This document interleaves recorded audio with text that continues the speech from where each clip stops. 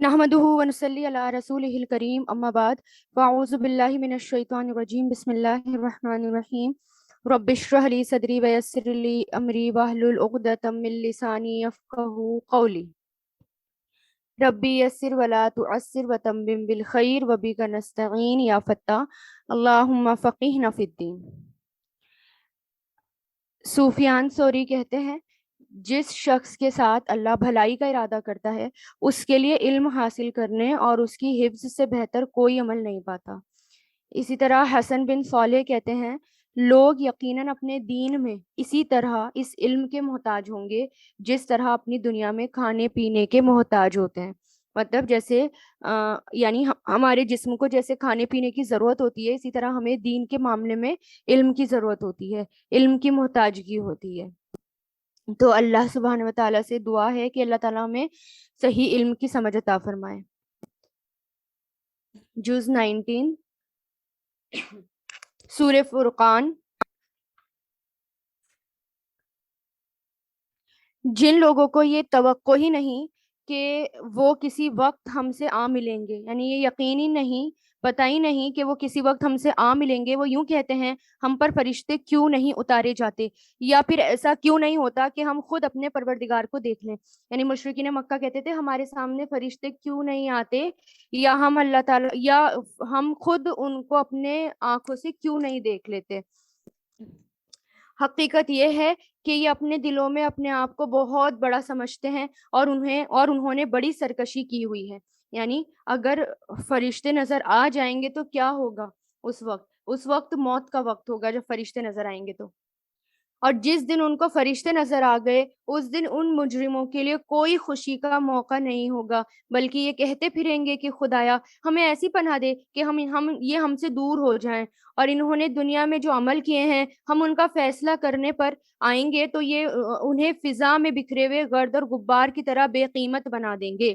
یعنی ان کے جو عمل ہیں وہ ڈسٹ کی طرح بنا دیں گے، جیسے ہواؤں میں ڈسٹ اڑا دیتے ہیں نا، اسی طرح ان کے عمل بھی اڑ جائیں گے۔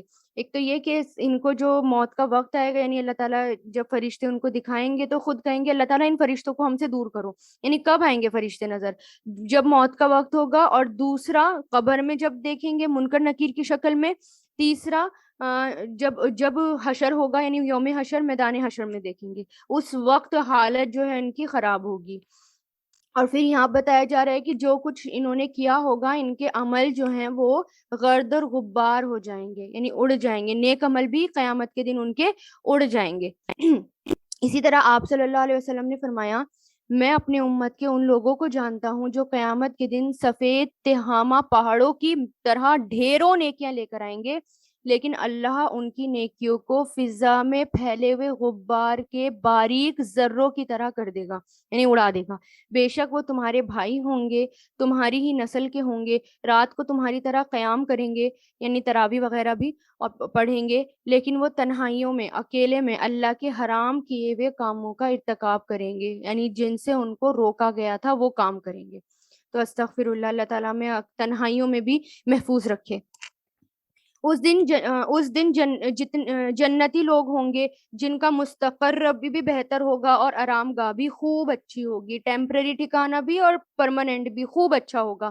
اور جس دن آسمان پھٹ کر ایک بادل کو راہ دے گا اور فرشتے اسی طرح اتر جائیں گے کہ ان کا تار بند ہو جائے گا یعنی آسمان کے دروازے کھلیں گے اور وہاں سے فرشتے بھی اتر کر آئیں گے۔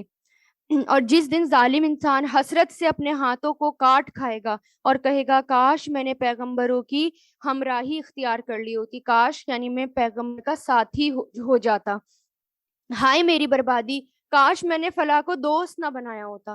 آج اگر ہم کسی کو ایسے کو دوست بناتے ہیں جو خود بھی گمراہ ہے اور ہمیں بھی گمراہ کر رہا ہے، تو قیامت کے دن کہیں گے کاش میں نے اس کو دوست نہ بنایا ہوتا، میرے پاس نصیحت آ چکی تھی مگر اس دوست نے مجھے اس سے بھٹکا دیا۔ اور شیطان تو ہے ہی ایسا کہ وقت پڑنے پر انسان کو بے کس چھوڑ جاتا ہے، یعنی شیطان جو ہے کبھی بھی ساتھ نہیں رہتا، اچھے دوست ہمیشہ ساتھ رہتے ہیں، جیسے فرشتے بھی جس کے دوست ہوں گے وہ ہمیشہ ساتھ رہیں گے، لیکن شیطان جب بھی مصیبت آتی ہے ساتھ چھوڑ جاتا ہے، اور قیامت کے دن بھی وہ کیا کرے گا، ساتھ چھوڑ جائے گا۔ اور رسول یعنی صلی اللہ علیہ وسلم کہیں گے یا رب میری قوم اس قرآن کو بالکل چھوڑ بیٹھی تھی. یعنی آگے نا قرآن میں القرآن محجورا، یعنی میری قوم، یعنی ایک تو یہ اس کے معنی لیے جاتے ہیں کہ اس قوم نے مذاق بنایا، رسول اللہ نے قرآن سنایا تو انہوں نے مذاق بنایا. دوسرا اس قوم کو چھوڑ دیا، تو یعنی قرآن کو چھوڑ دیا. تو جو کوئی قرآن کو سمجھنا نہیں چاہتا، پڑھنا نہیں چاہتا، تو اس کا مطلب کیا ہے کہ اس نے قرآن کو چھوڑ دیا. قرآن کو چھوڑنے کے کئی معنی آتے ہیں، ابن قیم جو بتاتے ہیں، ابن قیم الجوزیہ کہتے ہیں قرآن کو چھوڑنے کی کئی قسم ہوتی ہیں. یعنی اس کو نہ سننا اور اس پر ایمان لانا نہ لانا، اور دوسرا اس پر عمل نہ کرنا، نہ اس کے حلال اور حرام پر رکنا، اور نہ ہی اس کے کسی حکم کو ماننا. تیسرا اس کو حاکم نہ بنانا، یعنی اپنے جھگڑوں میں اس کے ذریعے فیصلہ نہ کرنا. چوتھا اس پر غور و فکر نہ کرنا، یعنی فہم حاصل نہ کرنا. پانچواں اس کے ذریعے علاج نہ کرنا. اگر ہم یہ کام کر رہے ہیں، یعنی اگر ہم اس میں سے کچھ نہیں کر رہے، یعنی ہم نے جو ہے قرآن کو چھوڑ دیا. اور پھر جس نے قرآن کو چھوڑ رکھا ہے اس کے خلاف رسول اللہ قیامت کے دن گواہی دیں گے. اور ہم نے اسی طرح مجرم لوگوں کو ہر نبی کا دشمن بنایا ہے، اور تمہارا پروردگار ہدایت دینے اور مدد کرنے کے لیے کافی ہے. اور یہ کافر لوگ کہتے ہیں ان پر سارا قرآن ایک ہی دفعہ نازل کیوں نہیں کیا گیا؟ اے پیغمبر، ہم نے ایسا اس لیے کیا ہے تاکہ اس کے ذریعے تمہارا دل مضبوط رکھیں، اور ہم نے اسے ٹھہر ٹھہر کر پڑھوایا. سبحان اللہ. یہ قرآن کو تھوڑا تھوڑا کر کے، ٹھہر ٹھہر کر پڑھ کے، اپنی زندگی میں عمل کر کے، ایسے ہی قرآن کو پڑھنا چاہیے. ایسے ہی وہ ٹھہر ٹھہر کر نازل ہوا، یعنی اس کو جو ہے اس پہ عمل بھی کرنا ہے، اس پہ غور و فکر بھی کرنی ہے، اس کو سکون کے ساتھ پڑھنا ہے، سکون کے ساتھ سننا ہے. اور جب کبھی بھی یہ لوگ تمہارے پاس کوئی انوکھی بات لے کر آتے ہیں تو ہم تمہیں اس کا ٹھیک ٹھیک جواب اور زیادہ وضاحت کے ساتھ عطا کر دیتے ہیں. یعنی کوئی بھی کوشچن کرتے تھے تو رسول اللہ آپ صلی اللہ علیہ وسلم، اللہ تعالیٰ آپ صلی اللہ علیہ وسلم کو اس کا جواب بتا دیا کرتے تھے. کوشچن سے بھی ہوتے تھے نا کہ کچھ پوچھا اللہ تعالیٰ نے اس کا آنسر دیا. تو اسی طرح اللہ تعالیٰ اس کو قرآن کے ذریعے دل کو مضبوط رکھتے ہیں. اب ذرا سوچیں، اگر ہم قرآن پڑھتے ہیں نا، مومنوں کا بھی یہی حال ہے. جب قرآن پڑھے گا اور اس پہ غور و فکر کرتے ہیں، قرآن کو پڑھتے ہیں، تو دل کو تسلی ملتی ہے، دل سکون میں آ جاتا ہے، ٹینشنز دور ہو جاتی ہیں. ایسا لگتا ہے کہ اللہ تعالیٰ نے ہمارے دل کو مضبوط کر دیا. تو قرآن سے دل مضبوط ہوتے ہیں. اس لیے جب بھی دل بے چین ہو، پریشان ہو، تو کیا کریں؟ قرآن کو پڑھنا شروع کر دیں، اور سمجھ کر، غور و فکر کر کے. اور جن لوگوں کو گھیر کر منہ کے بل دوزخ کی طرف لے جایا جائے گا وہ بدترین مقام ہے، یعنی سب سے برا مقام ہے، اور ان کا راستہ بدترین گمراہی کا راستہ ہے. بے شک ہم نے موسیٰ کو کتاب دی تھی اور ان کے ساتھ ان کے بھائی ہارون کو مددگار کے طور پر بنایا تھا. چنانچہ ہم نے کہا تھا کہ تم دونوں ان لوگوں کے پاس جاؤ جنہوں نے ہماری نشانیوں کو جھٹلایا ہے. آخر نتیجہ یہ ہوا ہم نے ان کو تباہ کر کے نست نابود کر دیا. اور نوح کی قوم نے جب پیغمبروں کو جھٹلایا تو ہم نے انہیں غرق کر دیا، یعنی ڈبو دیا، اور ان لوگوں کے لیے عبرت کا سامان بنا دیا. اور ہم نے ان ظالموں کے لیے ایک دردناک عذاب تیار کر رکھا ہے. اسی طرح ہم نے عاد، سمود اور اصحاب الرس کو اور ان کے درمیان بہت سی نسلوں کو تباہ کر دیا. ان میں سے ہر ایک کو سمجھانے کے لیے ہم نے مثالیں دی، اور جب وہ نہ مانے تو ہر ایک کو ہم نے پیس کر رکھ دیا. اور یہ کفار مکہ اس بستی سے ہو کر گزرتے رہے ہیں جس سے بری طرح پتھروں کی بارش برسائی گئی تھی. بھلا کیا یہ اس بستی کو دیکھتے نہیں؟ پھر بھی انہیں عبرت نہیں ہوئی، بلکہ ان کے دل میں دوسری زندگی کا اندیشہ تک پیدا نہیں ہوا، ڈر تک پیدا نہیں ہوا. یعنی کفار مکہ دیکھتے تھے جتنی قومیں تباہ ہو گئیں، اس کے اوپر سے گزرتے تھے، جب بزنس کرنے کے لیے جاتے تھے تو اللہ تعالیٰ کہہ رہے ہیں کیا غور نہیں کرتے اس پر، اس پہ سوچتے سمجھتے نہیں ہیں. اور اے پیغمبر، جب یہ لوگ تمہیں دیکھتے ہیں تو ان کا کوئی کام اس کے سوا نہیں ہوتا کہ یہ تمہارا مذاق بناتے ہیں. کیا یہی وہ صاحب ہیں جنہیں اللہ نے پیغمبر بنا کر بھیجا؟ یعنی رسول اللہ کی طرف پوائنٹ آؤٹ کر کے انگلی سے، اور کیا کہتے تھے، یہ ہیں وہ صاحب جن کو پیغمبر بنا کر بھیجا تھا، طنزیہ انداز میں. اگر ہم اپنے خداؤں کی عقیدت پر مضبوطی سے جمے نہ رہتے تو ان صحاب نے تو ہمیں ان سے بھٹکانے میں کوئی کسر نہیں چھوڑی تھی. یعنی رسول اللہ کے بارے میں کہتے کہ اگر ہم اپنے بتوں پر جمے نہ رہتے نا تو یہ ہمیں بھٹکا ہی دیتے، کوئی کسر نہیں چھوڑی. جو لوگ یہ باتیں کہہ رہے ہیں، جب انہیں عذاب آنکھوں سے نظر آ جائے گا تب انہیں پتا چلے گا کہ کون راستے سے بھٹکا ہوا ہے. بھلا بتاؤ، جس شخص نے اپنا خدا اپنی نفسانی خواہشات کو بنا لیا ہو تو اے پیغمبر کیا تم اس کی ذمہ داری لے سکتے ہو؟ یعنی جس نے اپنا خدا اپنی نفس کو بنا لیا ہو، کیا تم اس کی ذمہ داری لے سکتے ہو؟ یا تمہارا خیال یہ ہے کہ ان میں سے اکثر لوگ سنتے یا سمجھتے ہیں؟ نہیں، ان کی مثال تو بس 4 پاؤں کے جانور کسی ہے، بلکہ یہ ان سے زیادہ راہ سے بھٹکے ہوئے ہیں۔ کیا تم نے اپنے پروردگار کی قدرت کو نہیں دیکھا کہ وہ کس طرح سائے کو پھیلاتا ہے؟ یعنی اب دیکھیں یہاں پر اللہ تعالیٰ ایک اور قدرت دکھا رہے ہیں اپنی، اور کون سی؟ سایہ۔ کہ اللہ تعالیٰ کی قدرت نہیں دیکھی کہ اللہ تعالیٰ سائے کو کس طرح پھیلاتا ہے؟ اور اگر وہ چاہتا تو اسے ایک جگہ ٹھہرا دیتا، یعنی سایہ جو ہوتا ہے وہ ایک جگہ ٹھہر جاتا، تو سوچیں ذرا پھر کیا ہوتا۔ پھر ہم نے سورج کو اس کے لیے رہنما بنا دیا، یعنی سورج کے ذریعے ہی سایہ گھٹتا بڑھتا رہتا ہے نا، اس کی روشنی کی وجہ سے۔ تو اگر ہمیشہ دھوپ رہتی تو انسان کے لیے جینا مشکل ہو جاتا، اور ہمیشہ چھاؤں رہتی تو انسان کے لیے کھانے پینے کا سامان نہ اویلیبل ہو پاتا، کھیتیاں نہ ہو پاتی۔ تو اللہ تعالیٰ نے سب کچھ ایک اندازے سے بنایا ہے، پھر ہم اسے تھوڑا تھوڑا کر کے اپنی طرف سمیٹ لیتے ہیں، یعنی دھیرے دھیرے دھیرے شام ہونے تک کیا ہوتا ہے؟ سایہ سمٹ جاتا ہے۔ اور وہی ہے جس نے تمہارے لیے رات کو لباس بنایا، اور نیند کو سکون بنایا، اور دن کو دوبارہ اٹھ کھڑے ہونے کا ذریعہ بنایا۔ یعنی ان پہ اللہ تعالیٰ کہہ رہے ہیں ان پہ غور کرو۔ اور وہی ہے جس نے اپنی رحمت یعنی بارش سے پہلے ہوائیں بھیجی جو بارش کی خوشخبری لے کر آتی ہیں، اور ہم نے ہی آسمان سے پاکیزہ پانی اتارا۔ ایسا ہوتا ہے نا جب گرمیاں ہوں اور پھر سہانی ہوائیں چل رہی ہوں، ٹھنڈی ٹھنڈی سی ہوائیں کتنی اچھی لگتی ہیں، وہ ایسا لگتا ہے بارش آنے والی ہے، اور انسان اسی سے خوش ہو جاتا ہے۔ تو اللہ تعالیٰ کیا کہہ رہے ہیں، اس کو، ان ہواؤں کو اللہ تعالیٰ نے خوشخبری بنایا تاکہ ہم اس کے ذریعے مردہ زمین کو زندگی بخشیں، اور اپنی مخلوق میں سے بہت سے مویشیوں اور انسانوں کو اس سے سیراب کریں، یعنی اس کو پلائیں۔ اور ہم نے لوگوں کے فائدوں کے لیے اس پانی کی الٹ پھیر کر رکھی ہے تاکہ وہ سبق حاصل کریں۔ یعنی پانی کو اللہ تعالیٰ نے انسانوں کے درمیان اپنی حکمت سے ڈسٹریبیوٹ کیا، اپنی حکمت سے اللہ تعالیٰ نے پانی کو بانٹا، تقسیم۔ اور پھر دوسرا مطلب اس کا یہ لیا گیا ہے کہ پانی جو جمع ہو رہا ہے ندی نالوں کی لیک ان کی شکل میں، وہ کس کے ذریعے؟ وہ اللہ تعالیٰ نے ہی اس کو کروا رہے ہیں۔ لیکن اکثر لوگ ناشکری کے سوا ہر بات سے انکار کرتے ہیں، اور اگر ہم چاہتے تو ہر بستی میں الگ الگ پیغمبر بھیج دیتے، الگ الگ آگاہ کرنے والا پیغمبر بھیج دیتے۔ لہٰذا اے پیغمبر، تم ان کافروں کا کہنا نہ مانو، اور اس قرآن کے ذریعے ان کے خلاف پوری قوت سے جد و جہد کرو۔ کیا ہے یہ؟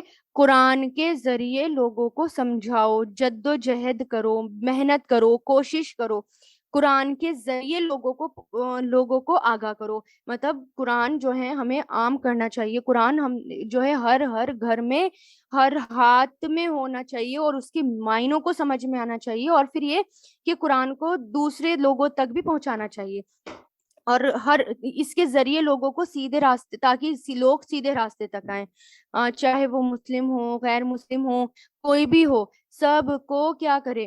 قرآن سب کو دینا چاہیے، اور اس کے ذریعے لوگوں کو آگاہ کرنا چاہیے۔ اور وہی ہے جس نے 2 دریاؤں کو اس طرح ملا کر چلایا کہ ایک میٹھا ہے جس سے سکون ملتا ہے، اور ایک نمکین ہے جو سخت کڑوا ہے۔ آپ نے یہ دیکھا ہوگا، ایک ہی سمندر، ایک ہی جگہ، ایک ہی ایریا، اور وہاں پر جو ہے پانی، ایک سائیڈ کڑوا پانی اور ایک سائیڈ میٹھا پانی۔ سبحان اللہ۔ اور اللہ تعالیٰ کی ہی یہ سب قدرت ہے۔ بلکہ ایک جگہ منالی میں ایسا بھی دیکھا تھا، ندی تھا، لیک تھی، پتہ نہیں کیا تھا، ایک سائیڈ اس کے ابلتا ہوا پانی تھا، بہت ابلتا ہوا، باقاعدہ اس میں سے جو ہے دھواں آ رہا تھا، جو میں نے خود دیکھا تھا اپنی آنکھوں سے، اور اس کے ساتھ ساتھ ملتا ہوا چل رہا تھا ٹھنڈا پانی، بالکل ٹھنڈا پانی۔ تو سبحان اللہ، اس کو دیکھ کر مجھے حیرت ہوئی، اللہ تعالیٰ کی قدرتیں دیکھیں، بیچ میں کوئی آڑ نہیں، کچھ نہیں، لیکن اللہ تعالیٰ نے کیسے پانی کو ساتھ میں ایک طرف ابلا ہوا پانی چل رہا ہے، بہ رہا ہے، اور ایک طرف میٹھا پانی بہ رہا ہے۔ سبحان اللہ۔ تو یہی اللہ تعالیٰ کہہ رہے ہیں کہ دیکھتے نہیں دریاؤں کو، میٹھا اور پھر ساتھ ساتھ میں سخت نمکین اور کڑوا، اور ان دونوں کے درمیان ایک آڑ ایسی رکاوٹ حائل کر دیتی ہے جس کو دونوں میں سے کوئی پار نہیں کر سکتا، یعنی بیچ میں ایک آڑ ہوتی ہے۔ اور وہی ہے جس نے پانی سے انسان کو پیدا کیا، پھر اس کو نسبی اور سسرالی رشتے عطا کیے، یہ جو رشتے ہوتے ہیں سسرالی رشتے کس کی طرف سے ملتے ہیں؟ یہ اللہ تعالیٰ کی طرف سے ملتے ہیں. اس لیے ہر رشتے کو ہمیں حق ادا کرنا چاہیے اور رشتے داریاں توڑنی نہیں چاہیے، کیونکہ ہمارا کوئی حق نہیں کہ ہم رشتے داریاں توڑیں. جو رشتے داریاں توڑتا ہے اس کے اوپر سے رحمت اٹھا لی جاتی ہے، کیونکہ حدیث میں آتا ہے نا کہ رحم اللہ تعالیٰ کے عرش کے نیچے لٹکا ہوا کہتا ہے اللہ تعالیٰ جو مجھے ملا ہے تو اس کو دے، اور جو مجھے کاٹے تو اس سے چھین لے. اس لیے کوئی کتنا بھی برا سلوک کر رہا ہے رشتے دار، ہمیں اس سے جو ہے رشتے داری نہیں توڑنی اپنی طرف سے. اور تمہارا پروردگار بڑی قدرت والا ہے، اور یہ لوگ ہیں کہ اللہ کو چھوڑ کر ایسی چیزوں کی عبادت کر رہے ہیں جو نہ ان کو کوئی فائدہ پہنچاتی ہے نہ نقصان، اور کافر انسان نے اپنے پروردگار ہی کی مخالفت پر کمر باندھ رکھی ہے.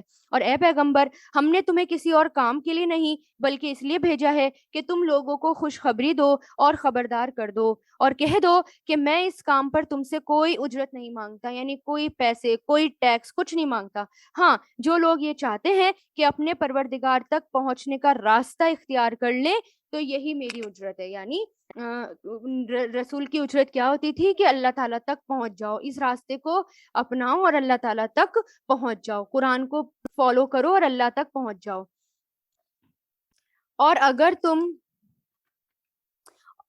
تم اس ذات پر بھروسہ رکھو جو زندہ ہے. کون؟ اللہ تعالیٰ، جسے کبھی موت نہیں آئے گی، اور اس کی حمد کے ساتھ تسبیح کرتے رہو، اس کی تعریف کے ساتھ تسبیح کرتے رہو. تسبیح کا ذکر کتنی بار آ گیا نا قرآن میں.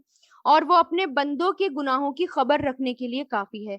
وہ ذات جس نے 6 دن میں سارے آسمان اور زمین کو پیدا کیا، پھر اس نے عرش پر استوا فرمایا، وہ رحمان ہے، اس لیے اس کی شان کسی جاننے والے سے پوچھو.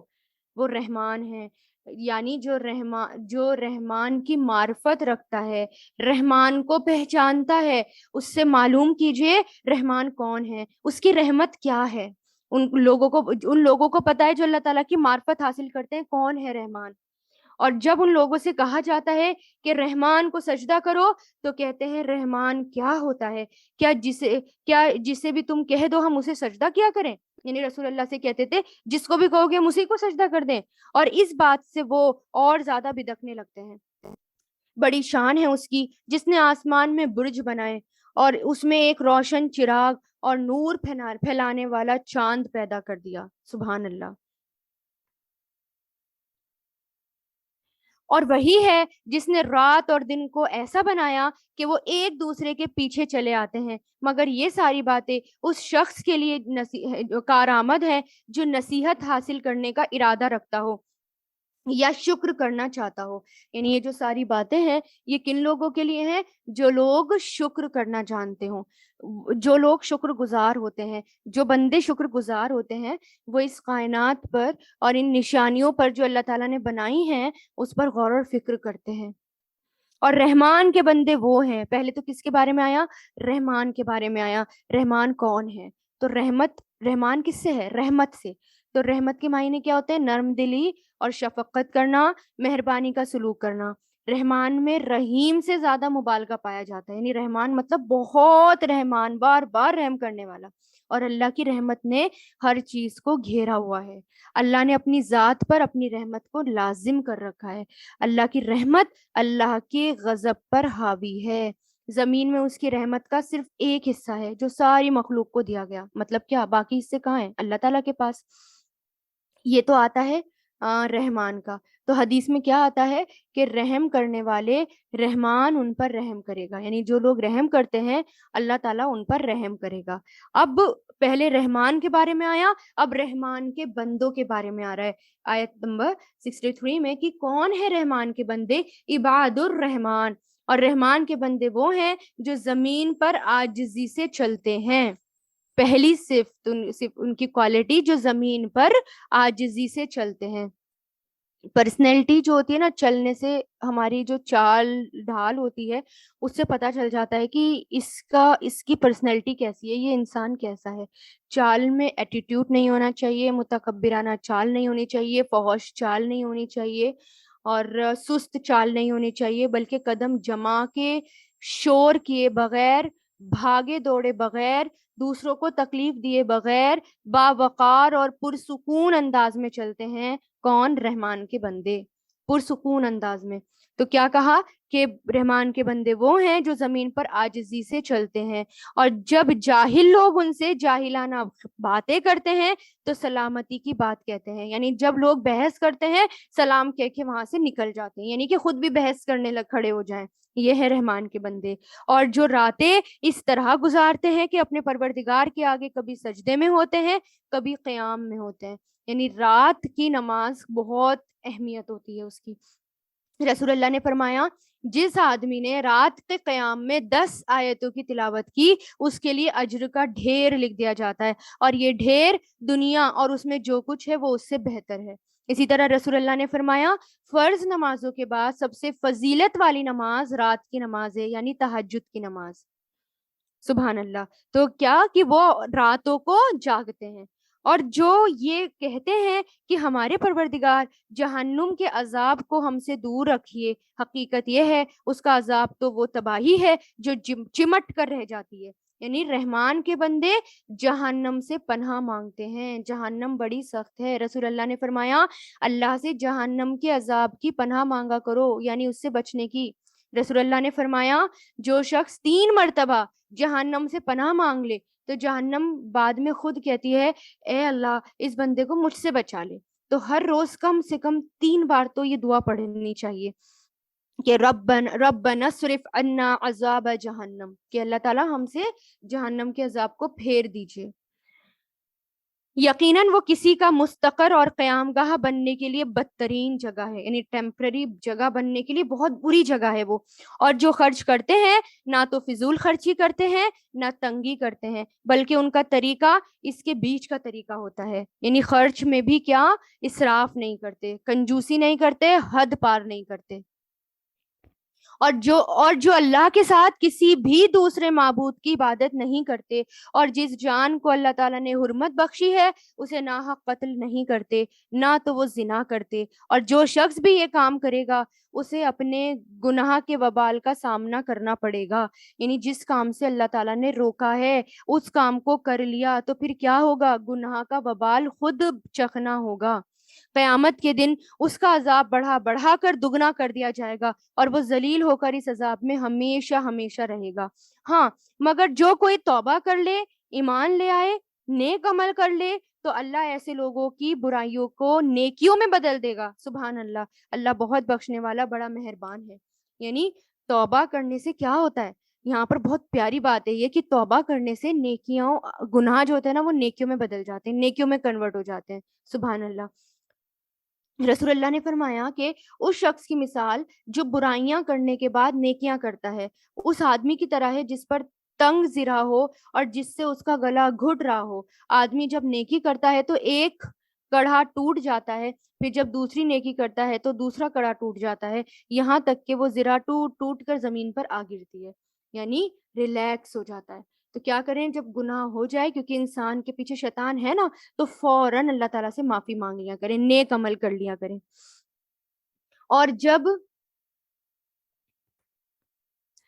اور جو کوئی توبہ کرتا ہے, نیک عمل کرتا ہے تو در حقیقت اللہ کی طرف ٹھیک ٹھیک لوٹ کر آتا ہے. اور رحمان کے بندے وہ ہیں جو ناحق کاموں میں شامل نہیں ہوتے, جو ناحق کاموں میں شامل نہیں ہوتے, یعنی جھوٹ میں, لغو بات میں, ویسٹ کھیل میں, بیکار کی مجلسوں میں, بری باتوں میں وہ شامل نہیں ہوتے.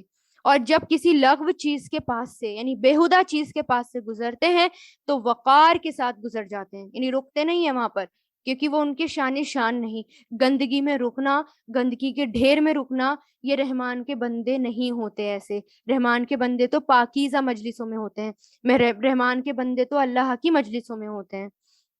اور جب انہیں اپنے رب کی آیات کے ذریعے نصیحت کی جاتی ہے تو ان پر بہرے اور اندھے بن کر نہیں گرتے. مطلب کیا ہے اس کا, بہرے اور اندھے بن کر نہیں گرتے, مطلب قرآن پر غور کرتے ہیں. جب ہم قرآن پر غور کرتے ہیں نا, اس کے عربی ٹیکسٹ کو پڑھتے ہیں, ایک ایک پر غور اور فکر کرتے ہیں, اس کے روٹس میں ہم جاتے ہیں, تو پھر اور ہی انداز ہو جاتا ہے یقین کا، اور ہی انداز ہو جاتا ہے، پھر کوئی ہمیں بھٹکا نہیں سکتا، ورگلا نہیں سکتا۔ تو رحمان کے بندے ہر آیت پر غور و فکر کرتے ہیں اور اس کو پھر عمل میں لے آتے ہیں، پھر ان کو کوئی طاقت پھیر نہیں سکتی۔ اگر ہم غور و فکر نہیں کرتے نا، اندھے اور بہرے بن کے بس گر جاتے ہیں آیتوں پر، مان لیتے ہیں، تو پھر کسی نے کچھ کہہ دیا، کسی نے کچھ کہہ دیا، تو کبھی اس کی طرف لڑک گئے، کبھی اس کی طرف لڑک گئے، پھر جمے نہیں رہتے۔ اور جو دعا کرتے ہوئے کہتے ہیں ہمارے پروردگار ہمیں اپنی بیوی بچوں سے آنکھوں کی ٹھنڈک عطا فرمائیے اور ہمیں پرہیزگاروں کا سربراہ بنا دیجیے، بہترین دعا ہے جو ہمیں پڑھنی چاہیے اپنی اولاد کے لیے، کہ اولاد سے ہمیں ٹھنڈک محسوس ہو، ہے نا۔ بیوی سے کہ ربنا حب لنا من ازواجنا وذریاتنا قرۃ اعین واجعلنا للمتقین اماما، یعنی آنکھوں کی ٹھنڈک بنے وہ۔ آج ہماری آنکھوں کی ٹھنڈک نہیں ہو رہی ہے اولاد، آج اولاد نافرمان ہو رہی ہے۔ آج کیا، اولاد تو پہلے بھی نافرمان تھی، جیسے کہ ہم نے حضرت یعقوب علیہ السلام کی اولاد میں سے دیکھا تھا نا، کہ جو ان کی بڑے اولادیں تھیں وہ کیسے نافرمان تھیں۔ اولاد نافرمان ہو جاتی ہیں، اس لیے اللہ تعالیٰ سے دعا کرنی چاہیے اللہ تعالیٰ وہ ہماری آنکھوں کی ٹھنڈک بنے۔ آنکھوں کی ٹھنڈک ایک محاورہ ہے، مطلب کیا، ان کو دیکھ کر سکون حاصل ہو، یہ نہیں کہ ان کو دیکھ کر ہم جو ہے بس کڑھنے لگیں کہ دیکھو یہ نہیں کر سکتی، وہ نہیں کر سکتی، بلکہ اولاد ایسی ہو جو دنیا میں بھی فائدہ دے اور آخرت کے لیے بھی فائدہ مند ہو، اللہ کے کاموں میں لگی رہے اور اللہ کے لیے لگی رہے، یعنی دنیا بھی حاصل کروانی ہے، دنیا بھی ملے، دنیا کا علم بھی ملے اور آخرت سے بھی، اور دین کا بھی علم۔ تو آنکھوں کی ٹھنڈک ہو، دونوں کو ایک دوسرے سے سکون ملے، میاں اولادوں سے بھی اور بیوی یا شوہر سے بھی۔ یہ لوگ ہیں جنہیں ان کے صبر کے بدلے جنت کے بالا خانے عطا ہوں گے، یعنی عبد الرحمن کی صفت، عباد الرحمن کی صفت بتا دی نا اللہ تعالیٰ نے، اتنی ساری پیچھے اتنے سارے ان کی صفات بتائی گئی ہیں۔ تو جو بھی یہ مانے گا، یہ سارے کام کرے گا، یہ لوگ ہیں جنہیں ان کے صبر کے بدلے جنت عطا ہوگی، یعنی جنت کے بالا خانے، اوپری منزلیں، اور وہاں دعائیں اور سلام سے ان کا استقبال یعنی ویلکم کیا جائے گا، اور وہاں ہمیشہ زندہ رہیں گے۔ کسی کا مستقر اور قیام گاہ بننے کے لیے وہ بہترین جگہ ہے۔ اے پیغمبر، لوگوں سے کہہ دو میرے پروردگار کو تمہاری ذرا بھی پرواہ نہ ہوتی اگر تم اس کو نہ پکارتے، اب جب کہ اے کافرو تم نے حق کو جھٹلا دیا ہے تو یہ جھٹلانا تمہارے گلے میں پڑ کر رہے گا، یعنی اللہ تعالیٰ کو جھٹلا رہے ہو، اس کی سزا تم کو ملے گی اور یہ تمہارے ہی گلے پر پڑے گا۔ الحمدللہ، سورہ ہماری مکمل ہوئی، سورہ فرقان۔ اب سورہ شعرا، شعرا کہتے ہیں شاعر کو۔ اچھا، رسول اللہ کو کہتے تھے نا، کچھ تو کہتے تھے رسول اللہ کاہن ہیں، کچھ کہتے تھے شاعر ہیں، تو اس پر اللہ تعالیٰ نے ان کو کہا کہ نہیں، رسول اللہ اللہ کے رسول ہیں۔ شروع اللہ کے نام سے جو سب پر مہربان، بہت مہربان ہے۔ یہ سورہ مکی ہے۔ طاسین میم، یہ اس کتاب کی آیتیں ہیں جو حق کو واضح کرنے والی ہیں۔ کتاب المبین، کتاب المبین یعنی کتاب، کون سی کتاب ہے؟ جو حق بتاتی ہے، سچ بتاتی ہے کہ سچ کیا ہے اور کیا نہیں ہے۔ اے پیغمبر، شاید تم اس غم میں اپنی جان ہلاک کیے جا رہے ہو کہ یہ لوگ ایمان کیوں نہیں لاتے۔ رسول اللہ بڑے پریشان تھے نا کہ لوگ ایمان نہیں لاتے، تو اللہ تعالیٰ نے شروعات کس سے کی کہ یہ آیتیں تو وضاحت کرنے والی ہیں، اور پھر آپ جو ہیں اپنی مطلب ان پر اپنی جان ہلاک کر دیں گے کہ یہ ایمان کیوں نہیں لا رہے، یعنی یہ ہے رسول اللہ کا غم۔ سبحان اللہ، رسول اللہ اتنے رحمت والے تھے سب کے لیے۔ اگر ہم چاہتے تو آسمان سے کوئی ایسی نشانی اتار دیں کہ اس کے آگے ان کی گردنیں جھک کر رہ جائیں۔ ان کا حال تو یہ ہے، ان کے پاس خدائے رحمان کی طرف سے جو کوئی نئی نصیحت آتی ہے یہ اس سے منہ موڑ لیتے ہیں۔ یعنی اللہ تعالیٰ کو ایمان پر لانا مشکل نہیں تھا، اللہ تعالیٰ چاہتے تو زبردستی ان کو ایمان پر مجبور کر دیتے، لیکن اللہ تعالیٰ سب کو نشانیاں یعنی کائنات پہ بکھری ہوئی نشانیاں ہیں اللہ تعالیٰ کی، اس کو دیکھو اور خود سوچو سمجھو اور پھر رحمان پر، اللہ پر ایمان لے آؤ۔ اس طرح انہوں نے حق کو جھٹلا دیا، چنانچہ یہ لوگ جن باتوں کا مذاق اڑا رہے ہیں اب جلد ہی ان کا ٹھیک ٹھیک حقائق یعنی رزلٹ ان کے سامنے آ جائیں گے۔ اور کیا انہوں نے زمین کو نہیں دیکھا کہ ہم نے اس میں ہر نفیس قسم کی کتنی چیزیں اگائی ہیں، یعنی ہر قیمتی قیمتی چیزیں اگائی ہیں، یقیناً ان سب چیزوں میں عبرت کا سامان ہے، پھر بھی ان میں سے اکثر لوگ ایمان نہیں لاتے۔ اور یقین رکھو تمہارا پروردگار صاحب اقتدار بھی ہے، بہت مہربان بھی ہے۔ اور اس وقت کا حال سنو جب تمہارے پروردگار نے موسیٰ کو آواز دے کر کہا تھا اس ظالم قوم کے پاس جاؤ، یقیناً فرعون کی قوم کے پاس، کیا ان کے دل میں خدا کا خوف نہیں؟ موسیٰ نے کہا اے میرے پروردگار، مجھے ڈر ہے کہ وہ مجھے جھٹلا دیں گے، اور میرا دل تنگ ہونے لگتا ہے اور میری زبان نہیں چلتی، اس لیے آپ ہارون کو بھی نبوت کا پیغام بھیج دیجیے۔ اور میرے خلاف ان لوگوں نے ایک جرم بھی عائد کر رکھا ہے، یعنی موسیٰ علیہ السلام سے ایک قتل ہو گیا تھا، یعنی فرعونی کا ایک قتل ہو گیا تھا، جس کا واقعہ آئے گا کہ بنی اسرائیل اور ایک فرعونی دونوں آپس میں لڑ رہے تھے، تو بنی اسرائیل نے موسیٰ علیہ السلام کو بلایا کہ آ کر ہماری اس کو بچا لیں، تو موسیٰ علیہ السلام نے اس کو دور کرنے کے لیے جیسے ہی ایک مٹھی بنائی اور مکہ مارا تو وہ وہیں پر وہ مر گیا، تو وہ غلطی سے ہوا تھا، تو اس پر موسیٰ علیہ السلام بہت پریشان بھی ہوئے تھے، تو اس پر کہہ رہے ہیں کہ ان کے اور میرے خلاف ان کا ایک جرم ہے، یعنی اللہ تعالیٰ کہہ رہے ہیں نا کہ آپ جائیے فرعون کے پاس، تو وہی ان کو یاد آیا کہ ایک جرم بھی عائد کر رکھا ہے جس کی وجہ سے مجھے ڈر ہے کہ وہ مجھے قتل نہ کر ڈالیں۔ اللہ تعالیٰ نے پھر فرمایا ہرگز بھی نہیں، تم دونوں ہماری نشانیاں لے کر جاؤ، یقین رکھو ہم تمہارے ساتھ ہیں، ساری باتیں سنتے رہیں گے۔ کہ بہت ہی ہارٹ ٹچنگ لگتی ہیں مجھے یہ والی باتیں جب اللہ تعالیٰ کی آتی ہیں، جب اللہ تعالیٰ اتنے پیار بھرے انداز میں موسیٰ علیہ السلام سے کہتے ہیں کہ نہیں، پہلے بھی یہ آیا تھا، اب بھی دوبارہ آیا، کہ پہلے اللہ تعالیٰ نے کہا کہ نہیں جاؤ، میں سن بھی رہا ہوں اور میں دیکھ بھی رہا ہوں، ایسا لگتا ہے کہ کتنا قریب ہے، جیسے ایک ماں ہوتی ہے ہر اپنے بچے کے ساتھ ساتھ دیکھ بھی رہی ہے سن بھی رہی ہے، تو اللہ تعالیٰ کیا کہہ رہے ہیں، میں دیکھ بھی رہا ہوں سن بھی رہا ہوں، یہاں پر بھی اللہ تعالیٰ کیا کہہ رہے ہیں، میں ساری باتیں ہم سنتے رہیں گے، یعنی ہم سب کچھ دیکھیں گے، ساری باتیں سنتے رہیں گے، تو بہت قرب ایسا لگتا ہے کتنے قریب ہیں اللہ تعالیٰ۔ اب تم دونوں فرعون کے پاس جاؤ اور کہو ہم دونوں رب العالمین کے پیغمبر ہیں اور یہ پیغام لائے ہیں کہ تم بنو اسرائیل کو ہمارے ساتھ بھیج دو۔ فرعون نے جواب میں موسیٰ علیہ السلام سے کہا کیا ہم نے تمہیں اس وقت اپنے پاس رکھ کر نہیں پالا تھا جب تم بالکل بچے تھے؟ یعنی اب فرعون اپنے احسان یاد دلا رہا ہے نا، پہلے اب کہ دیکھو میں نے تم پر کتنا احسان کیا، اب وہ احسان یاد دلا رہا ہے کہ اور تم نے اپنی عمر کے بہت سے سال ہمارے یہاں گزار دیے، یعنی یاد کرو تم بچے تھے، میں نے تمہیں تب پالا اور تم نے کئی سال ہمارے یہاں گزار دیے، اور جو حرکت تم نے کی تھی وہ بھی تم کر گزرے، اور تم بڑے ہی ناشکر آدمی ہو۔ موسیٰ علیہ السلام نے کہا اس وقت وہ کام میں ایسی حالت میں کر گزرا کہ مجھے پتا نہیں تھا، یعنی موسیٰ علیہ السلام نے یہ نہیں کہا کہ نہیں نہیں میرے سے نہیں ہوا اور پھر بہانے بناتے اور کچھ ادھر ادھر کی بات کرتے، سیدھا ایکسیپٹ کر لیا کہ ہاں مجھ سے ہوا تھا لیکن وہ ایک خطا تھی، وہ میرا ارادہ نہیں تھا، یعنی وہ قتل خطا تھا، یعنی غلطی سے ہو گیا تھا، اعتراف کر لیا۔ چنانچہ جب مجھے تم لوگوں سے خوف ہوا تو میں تمہارے پاس سے فرار ہو گیا، پھر اللہ نے مجھے حکمت عطا فرمائی اور پیغمبروں میں سے شامل ہو گیا، انہیں سب بتا دیا، سب سچ سچ بتا دیا کہ مجھے ڈر تھا اور میں اس لیے بھاگ بھی گیا، لیکن اللہ تعالیٰ نے مجھے نبوت عطا کی، یعنی بہانے نہیں بنائے کوئی بھی۔ اور وہ احسان جو تم مجھ پر رکھ رہے ہو اس کی حقیقت یہ ہے کہ تم نے سارے بنو اسرائیل کو غلام بنا رکھا ہے۔ فرعون نے کہا اور یہ رب العالمین کیا چیز ہے؟ یعنی اب فرعون پوچھ رہا ہے کون ہے رب؟ اور ویسے بھی اس نے احسان جتایا، اور یہ یاد رکھیں احسان جتانا اچھا کام نہیں ہے، بہت برا کام ہے، اور قیامت کے دن اس کے بارے میں آتا ہے اللہ تعالیٰ قیامت کے دن 3 لوگوں سے بات نہیں کرے گا، اور ان میں سے ایک وہ ہے جو بہت زیادہ احسان جتاتا ہو۔ رسول اللہ نے فرمایا 3 قسم کے لوگ افراد کی نہ تو فرضی عبادت قبول ہوتی ہے نہ نفلی، نہیں نہ ان کی فرض عبادت قبول ہوں گی نہ نفلی، ایک تو نافرمان اور بد سلوک، دوسرا احسان جتلانے والا، تیسرا تقدیر کو جھٹلانے والا۔ اسی طرح رسول اللہ نے فرمایا کہ یہ لوگ جنت سے محروم ہیں، یعنی احسان جتلانے والا، ماں باپ کا نافرمان، عادی شرابی، شراب کا عادی۔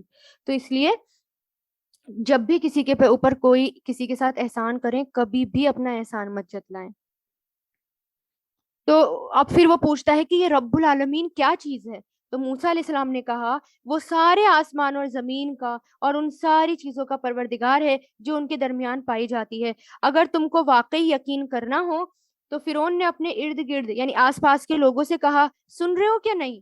تو موسیٰ نے کہا وہ تمہارا بھی پروردگار ہے اور تمہارے پچھلے باپ دادا کا بھی پروردگار۔ فرعون بولا تمہارا یہ پیغمبر جو تمہارے پاس بھیجا گیا ہے یہ تو بالکل ہی دیوانہ ہے. یعنی اب طنز کرنے لگا, دیکھو تمہارا یہ پیغمبر کیسی باتیں کر رہا ہے, یہ تو دیوانہ ہو گیا. موسیٰ علیہ السلام نے کہا وہ مشرق اور مغرب کا بھی پروردگار ہے. یعنی موسیٰ علیہ السلام جو ہے مسلسل تبلیغ کر رہے ہیں, دعوت دے رہے ہیں اور بتا رہے ہیں, اللہ تعالیٰ کی پہچان بتا رہے ہیں. کوئی پوچھے نا اللہ تعالیٰ کون ہے, رب العالمین کون ہے, تو یہ ہے اس کا جواب کہ کون ہے.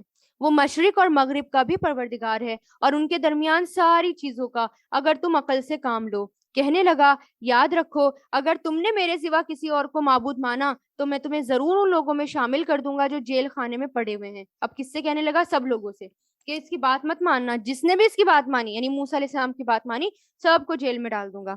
موسیٰ علیہ السلام بولے اور اگر میں تمہیں کوئی ایسی چیز دکھاؤں جو حق کو واضح کر دے پھر, یعنی اگر کوئی ایسی چیز بتا دوں جو سچ بتا دے پھر. فرعون نے کہا اچھا اگر واقعی سچے ہو تو لے آؤ وہ چیز. چنانچہ موسیٰ علیہ السلام نے اپنا عصا یعنی اپنی لاٹھی کو پھینکا اور وہ دیکھتے ہی دیکھتے کھلم کھلا اژدہا بن گیا, اور انہوں نے اپنا ہاتھ بغل میں سے کھینچ کر باہر نکالا تو وہ پل بھر میں سب دیکھنے والوں کے سامنے سفید ہو گیا. فرعون نے اپنے آس پاس کے سرداروں سے کہا یقیناً یہ تو کوئی ماہر جادوگر ہے, یہ چاہتا ہے کہ اپنے جادو کے ذریعے تمہیں تمہاری سرزمین سے نکال باہر کرے. اب بتاؤ تمہاری کیا رائے ہے؟ انہوں نے کہا ان کو اور ان کے بھائی کو کچھ مہلت دے دیجیے اور تمام شہروں میں ہرکارے بھیج دیجیے. یعنی ڈسکشن کر رہا ہے کہ بتاؤ کیا کرنا چاہیے. تو سب نے کیا کہا کہ سب شہروں سے جادوگر کو بلا لو, میسنجر بھیج دو, ہرکارے بھیج دو, اور ہر ماہر جادوگر کو آپ کے پاس وہ لے آئیں اور ان جادوگروں کا مقابلہ کریں. چنانچہ ایک دن مقرر وقت پر سارے جادوگر جمع کر لیے گئے اور لوگوں سے کہا گیا کیا تم لوگ جمع ہو رہے ہو؟ شاید اگر یہ جادوگر ہی غالب آ گئے تو ہم انہی کے راستے پر چلیں. پھر جب جادوگر آئے تو انہوں نے فرعون سے کہا یہ بات تو یقینی ہے کہ اگر ہم غالب آ گئے تو ہمیں کوئی انعام ملے گا, یعنی اگر ہم جیت گئے تو ہمیں انعام تو ملے گا نا. فرعون نے کہا ہاں ہاں, اور تمہیں اس صورت میں مقرر لوگوں میں بھی شامل کر لیا جائے گا, یعنی میں ان کو تمہیں اپنے قریب کر لوں گا. موسیٰ نے ان جادوگروں سے کہا جو کچھ تمہیں پھینکنا ہے پھینکو. ان پر ان جادوگروں نے اپنی رسیاں اور لاٹھیاں زمین پر ڈال دی اور کہا کہ فرعون کی عزت کی قسم ہم ہی غالب آئیں گے. یعنی قسم بھی دیکھیں کیا کھا رہے ہیں فرعون, کیونکہ اپنے آپ کو خدا بنایا ہوا تھا نا اس نے, تو جادوگر بھی اس کو خدا مانے بیٹھے تھے. تو کیا کہہ رہے ہیں؟ فرعون کی عزت کی قسم, اس کی قسم کھا رہے ہیں, اور کیا کہہ رہے ہیں؟ ہم ہی جیتیں گے.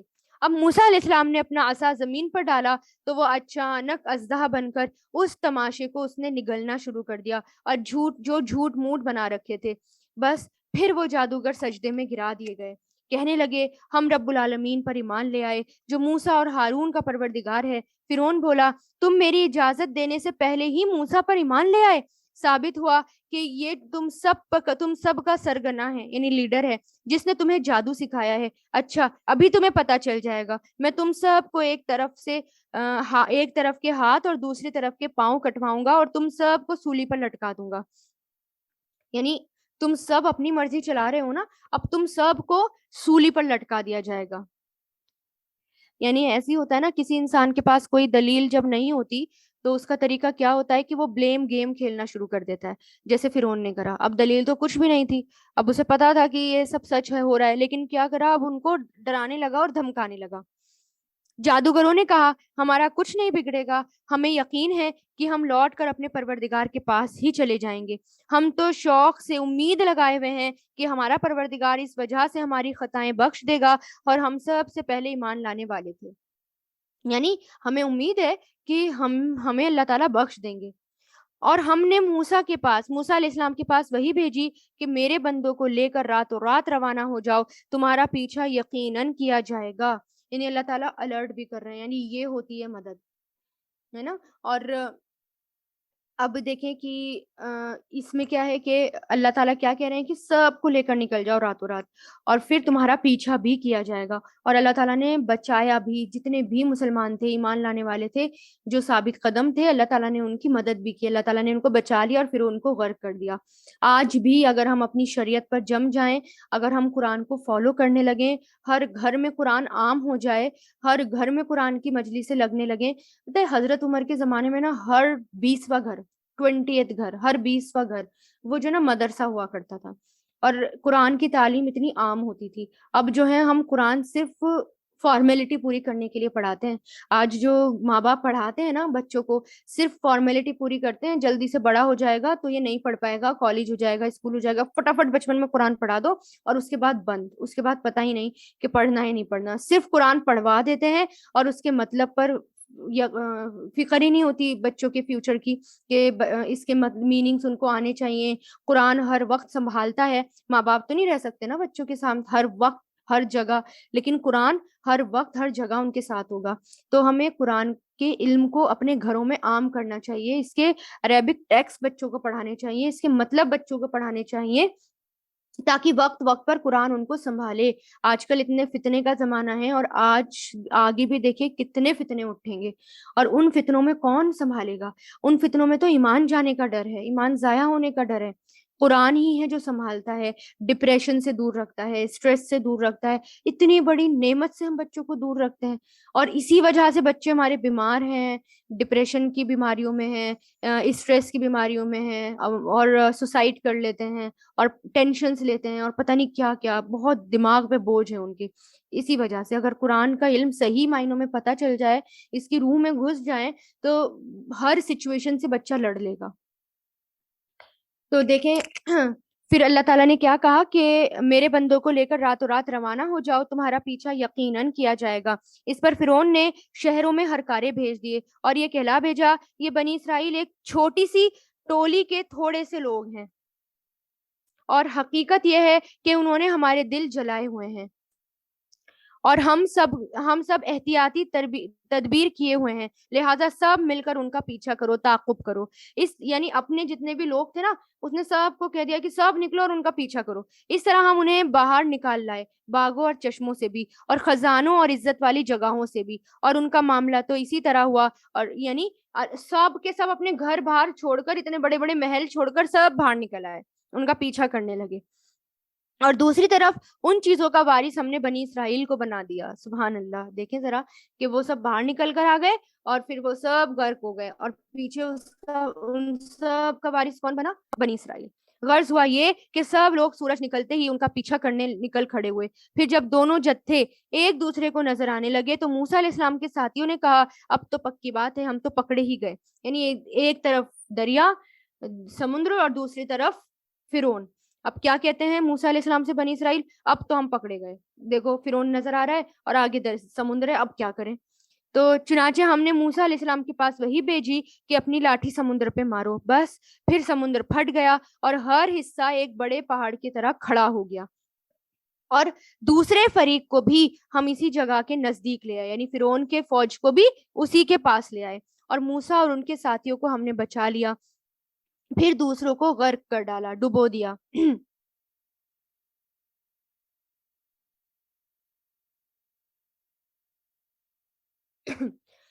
اور موسیٰ علیہ السلام نے کہا، یعنی اب وہ کیا بولے، اب تو ہم پکے ہی پکڑے گئے. تو موسیٰ علیہ السلام نے کہا، ہرگز نہیں، میرے ساتھ تو یقینی طور پر میرا پروردگار ہے اور وہ مجھے راستہ دکھائے گا. ہاں. تو جب بھی کوئی پریشانی ہو، جب بھی کوئی ہمیں لگ رہا ہو کہ چاروں طرف سے راستے بند ہو گئے، اب کیا کرنا ہے؟ اس سچویشن میں بھی اللہ تعالیٰ کو مت بھولیں. یہ یقین رکھیں کہ میرا پروردگار میرے ساتھ ہے، اللہ تعالیٰ میرے ساتھ ہے، اور وہ مجھے ضرور راستہ دکھائیں گے. تو یہ دعا پڑھنی چاہیے، اور اس کو پڑھنے سے کیا ہوتا ہے؟ تکلیفیں دور ہو جاتی ہیں، غم دور ہو جاتے ہیں. اور یہ دیکھو ملتی جلتی دعا نہیں ہے رسول اللہ سے.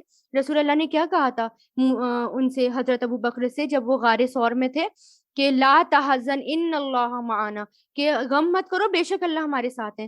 یہاں بھی کیا کہہ رہے ہیں؟ نہیں نہیں، میرا پروردگار میرے ساتھ ہے، ضرور مجھے راستہ دکھائے گا. اس لیے کبھی بھی ایسی سچویشن آ جائیں، پریشان نہ ہوں، تنگ نہ ہوں، اور کیا کہ نہیں، اللہ تعالیٰ سب ہینڈل کروا دیں گے، اللہ تعالیٰ میرے ساتھ ہیں. چنانچہ ہم نے موسیٰ کے پاس وہی بھیجی کہ اپنی لاٹھی سمندر پہ مارو.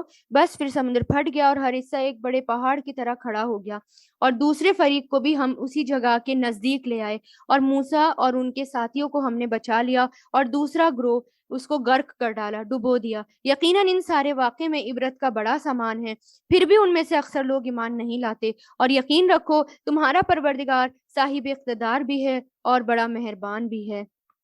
اور اے پیغمبر، ان کو ابراہیم علیہ السلام کا واقعہ سناؤ، جب انہوں نے اپنے باپ اور اپنی قوم سے کہا تھا، تم کس چیز کی عبادت کرتے ہو؟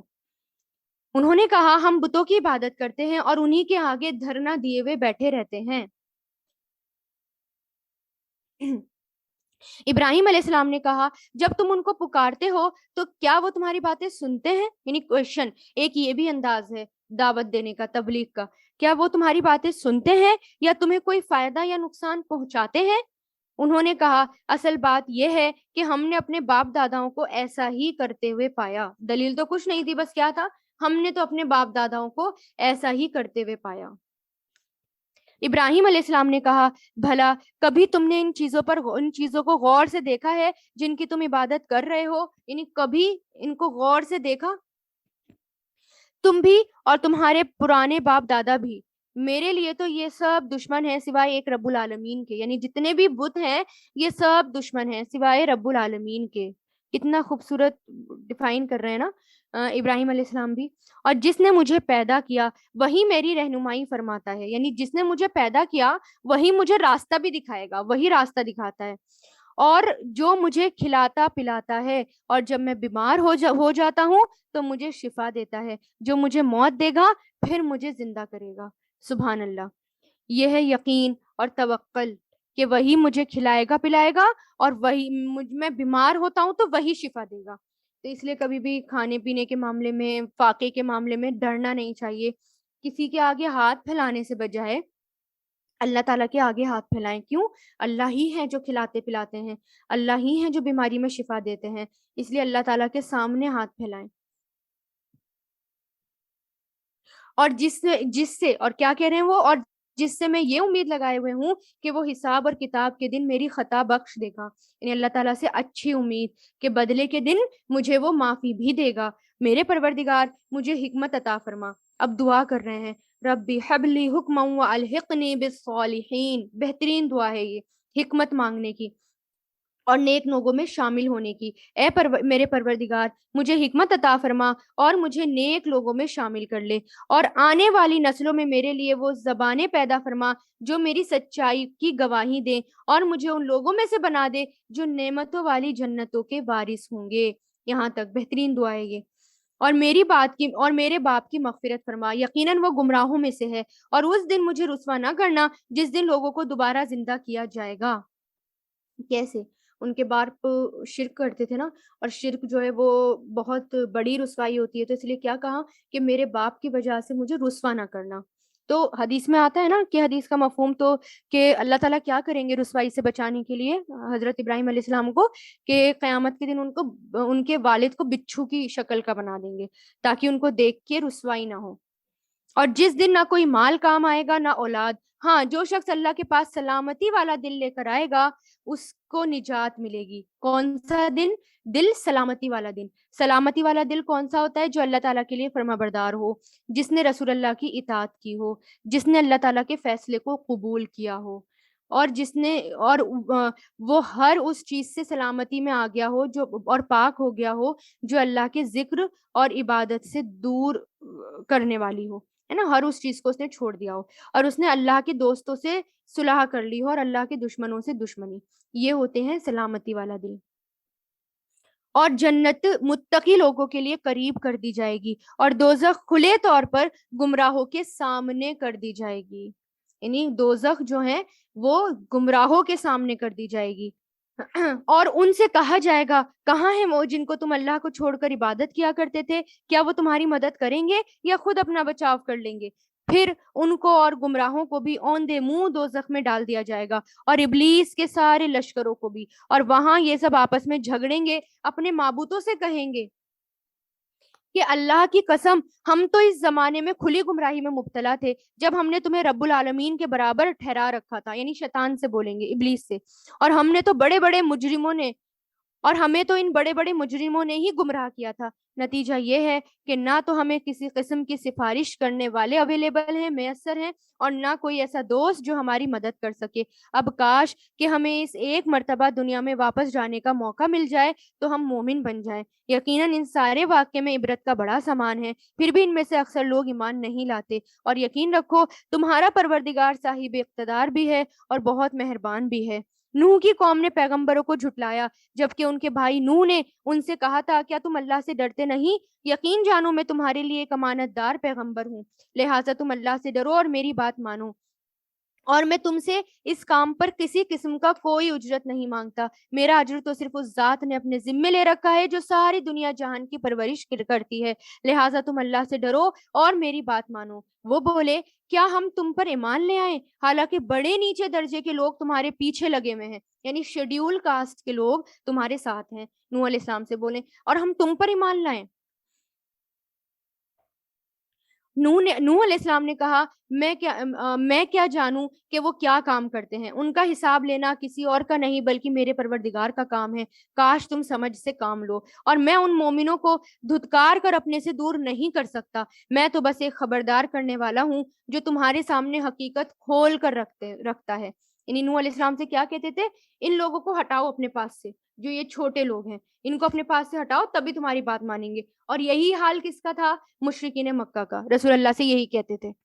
اور وہ کہنے لگے اے نوح اگر تم باز نہ آئے تو ہم تمہیں پتھر مار مار کر ہلاک کر دیں گے۔ نوح نے کہا میرے پروردگار میری قوم نے مجھے جھٹلا دیا، اب آپ میرے اور ان کے درمیان دو ٹوک فیصلہ کر دیجئے اور مجھے اور میرے مومن ساتھیوں کو بچا لیجئے۔ چنانچہ ہم نے انہیں اور ان کے ساتھیوں کو بھری ہوئی کشتی میں بچا لیا، پھر اس کے بعد باقی لوگوں کو غرق کر ڈالا۔ یقیناً ان سارے واقعے میں عبرت کا بڑا سامان ہے، پھر بھی ان میں سے اکثر لوگ ایمان نہیں لاتے، اور یقین رکھو تمہارا پروردگار صاحب اقتدار بھی ہے اور بہت مہربان بھی ہے۔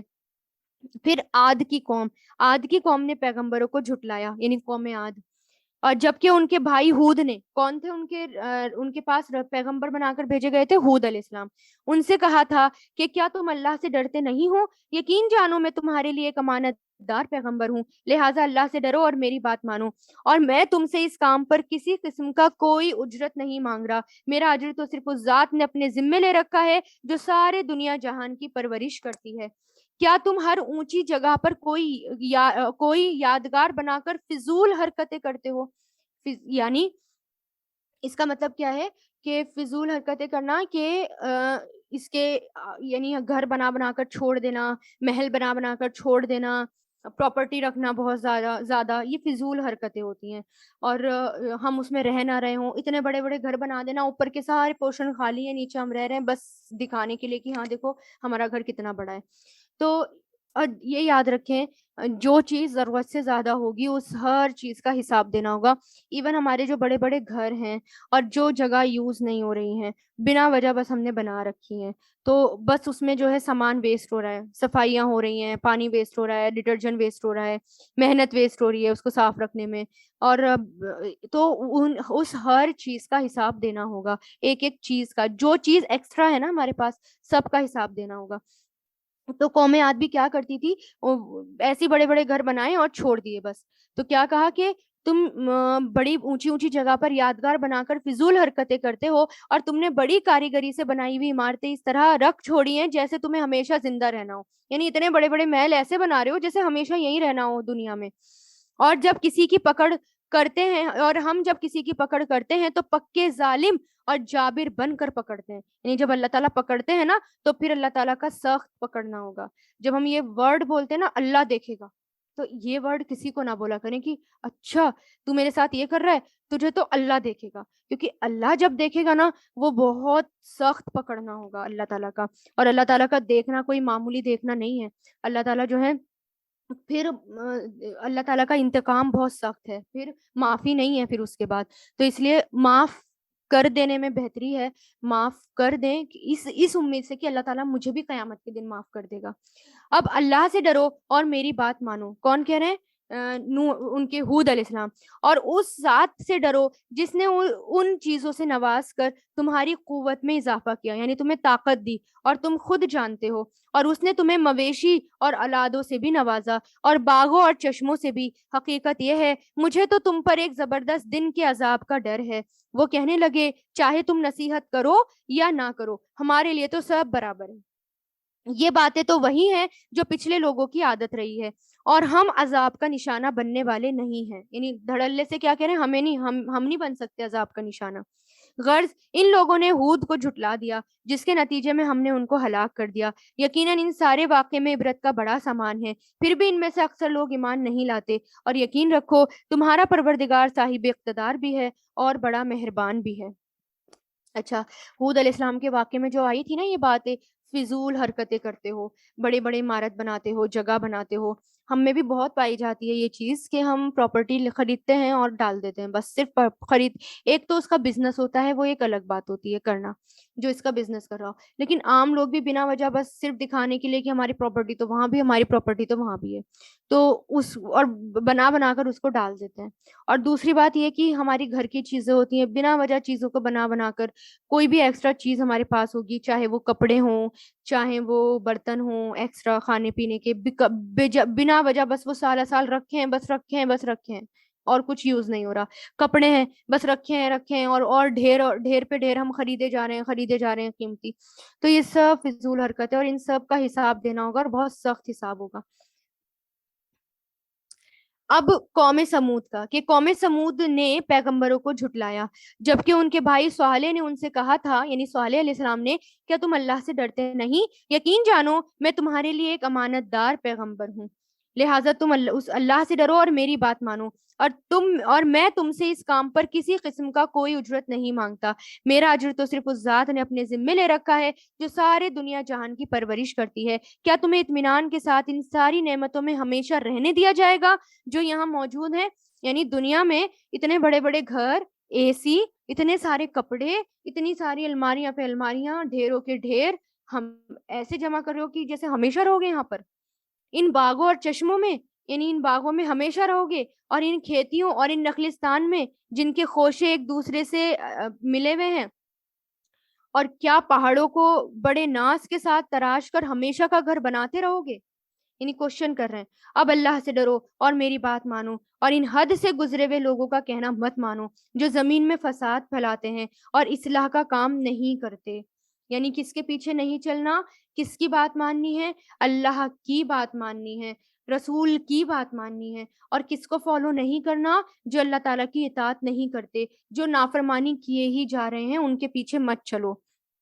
اور وہ کہنے لگے تم پر تو کسی نے بڑا بھاری جادو کر دیا، تمہاری حقیقت اس کے سوا کچھ نہیں کہ تم ہم جیسے ایک انسان ہو، لہٰذا اگر سچے ہو تو کوئی نشانی لے کر آؤ۔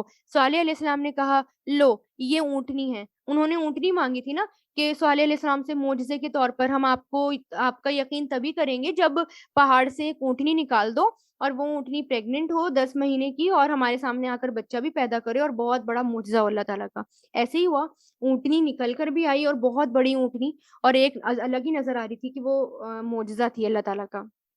تو کیا کہتے ہیں، لو یہ ہے اونٹنی، پانی پینے کے لیے ایک باری اس کی ہوگی، اور ایک معین دن یعنی ایک ڈیسائیڈڈ دن میں ایک باری تمہاری ہوگی، اور اس کو بری نیت سے ہاتھ بھی مت لگانا۔ پانی پینے کی باری کیوں؟ کیونکہ وہ اتنی بڑی اونٹنی تھی کہ ایک ہی بار میں بہت سارا پانی پی جاتی تھی، پونڈ کا سارا پانی پی جاتی تھی، تو اس لیے اب کیا ہوا، پانی پینے کی باریاں ڈیسائیڈ ہوئی۔ اور اللہ تعالیٰ نے کیا کہا، اس کو بری نیت سے ہاتھ بھی مت لگانا ورنہ ایک زبردست دن کا عذاب تمہیں آ پکڑے گا۔ یعنی ان کے نبی انہیں سمجھا رہے ہیں۔ پھر ہوا یہ کہ انہوں نے اس اونٹنی کے کونچے کاٹ ڈالے اور آخر کار وہ پشیمان ہوئے، یعنی پچھتائے، چنانچہ اللہ نے انہیں آ پکڑا۔ یقیناً اس سارے واقعے میں عبرت کا بڑا سامان ہے، پھر بھی ان میں سے اکثر لوگ ایمان نہیں لاتے، یعنی اونٹنی کو مار ڈالا۔ اور یقین رکھو تمہارا پروردگار زبردست رحم کرنے والا ہے۔ لوط کی قوم نے پیغمبروں کو جھٹلایا۔ کون تھی یہ لوط کی قوم؟ جو ہومو سیکشولیٹی میں مبتلا تھی۔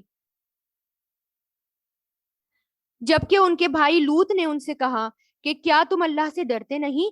بھائی کا مطلب کیا ہوتا ہے دیکھیں نا، کیونکہ قوم، ایک نبی جو ہوتے ہیں وہ قوم کے بھائی کی طرح ہوتے ہیں، تو اس لیے بھائی کہہ کر خطاب کیا گیا، اور جو بھائی ہوتا ہے زیادہ خیر خواہ ہوتا ہے اپنا، ہے نا، زیادہ قریب ہوتا ہے، تو اور جو قوم ہوتی ہے، اب کیونکہ ہر نبی جو ہے اسی کی قوم میں سے آتا ہے، تو جو قوم ہوتی ہے، یعنی آپ دیکھیں نا، ایک گاؤں کے لوگ بھی جب ہوتے ہیں تو اپنے آپ کو کیا کہتے ہیں، یہ تو ہمارا بھائی ہے، تو ہمارے گاؤں کا ہے، ہمارا بھائی ہے۔ اسی طرح کیا کیا کہا، اسی قوم میں سے اللہ تعالیٰ نے بھیجے، تو یہ تو ان کے بھائی ہوئے، اس لیے یہاں پر بھائی کہہ کے خطاب کیا جا رہا ہے۔ یقین جانو کہ میں تمہارے لیے ایک امانت دار پیغمبر ہوں، لہٰذا تم اللہ سے ڈرو اور میری بات مانو، اور میں تم سے اس کام پر کسی قسم کا کوئی اجرت نہیں مانگتا۔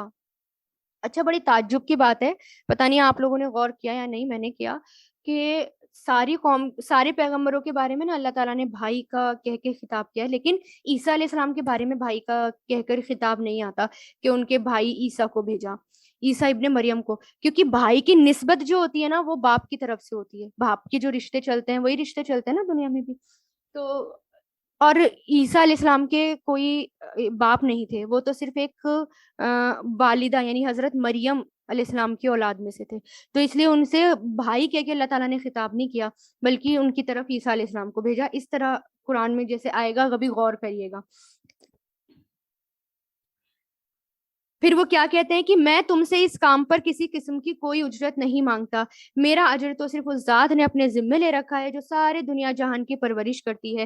کیا دنیا جہان کے سارے لوگوں میں سے تم ہو جو مردوں کے پاس جاتے ہو اور تمہاری بیویاں جو تمہارے رب نے تمہارے لیے پیدا کی ہیں ان کو چھوڑ بیٹھے ہو؟ حقیقت تو یہ ہے کہ تم حد سے بالکل گزرے ہوئے لوگ ہو، یعنی مردوں کے پاس جاتے ہو، مرد مرد کے پاس جاتا ہے برے کام کرنے کے لیے، یعنی تم نے ایسا کام کیا جو کسی نے نہیں کیا، اور یہ حد سے بڑا ہوا کام ہے، یعنی کبیرہ گناہ۔ کہنے لگے یعنی ان کی قوم، لوط اگر تم باز نہ آئے تو تم بھی ان لوگوں میں شامل ہو جاؤ گے جنہیں بستی سے نکال کر باہر کیا جاتا ہے۔ لوط علیہ السلام نے کہا، یقین جانو میں ان لوگوں میں سے ہوں جو تمہارے اس کام سے بالکل بیزار ہوں، یعنی بالکل بری ہوں، فری ہوں۔ میرے پروردگار، جو یہ حرکتیں یہ لوگ کر رہے ہیں، مجھے اور میرے گھر والوں کو اس سے نجات دے دیجیے۔ چنانچہ ہم نے ان کو اور ان کے سب گھر والوں کو نجات دے دی، سوائے ایک بڑھیا کے جو پیچھے رہ جانے والوں میں شامل تھی۔ بڑھیا کون تھی؟ ان کی بیوی، جو فرشتوں کو، جب فرشتے آئے تھے عذاب لے کر لوط علیہ السلام کے پاس مرد کی شکل میں، تو انہوں نے کیا کرا تھا، جتنے بھی شہر کے مرد تھے، گلی محلے کے، سب کو بلا کر لے کر آ گئی، آ جاؤ بڑے خوبصورت مرد آئے میں، اپنی ہوس پوری کر لو۔ تو اس لیے وہ بھی عذاب کا شکار نشانہ رہی۔ اچھا، ہر نبی نے دعا بھی مانگی ہے، جب، لیکن دعا کب مانگی ہے؟ قوم کے لیے، یعنی کہ اللہ تعالیٰ اب فیصلہ کر دیجئے، سالہ سال بالکل تمام حجت تمام کرنے کے بعد، سالہ سال سمجھانے کے بعد، اذیتیں پریشانیاں سہنے کے بعد، جب نہیں مانی، تب آخری میں آ کر نبیوں نے دعائیں مانگی ہیں۔ پھر اور ان سب کو ہم نے تباہ کر دیا اور ان پر ایک زبردست بارش برسا دی، غرض بہت بری بارش تھی۔ کون سی بارش تھی یہ؟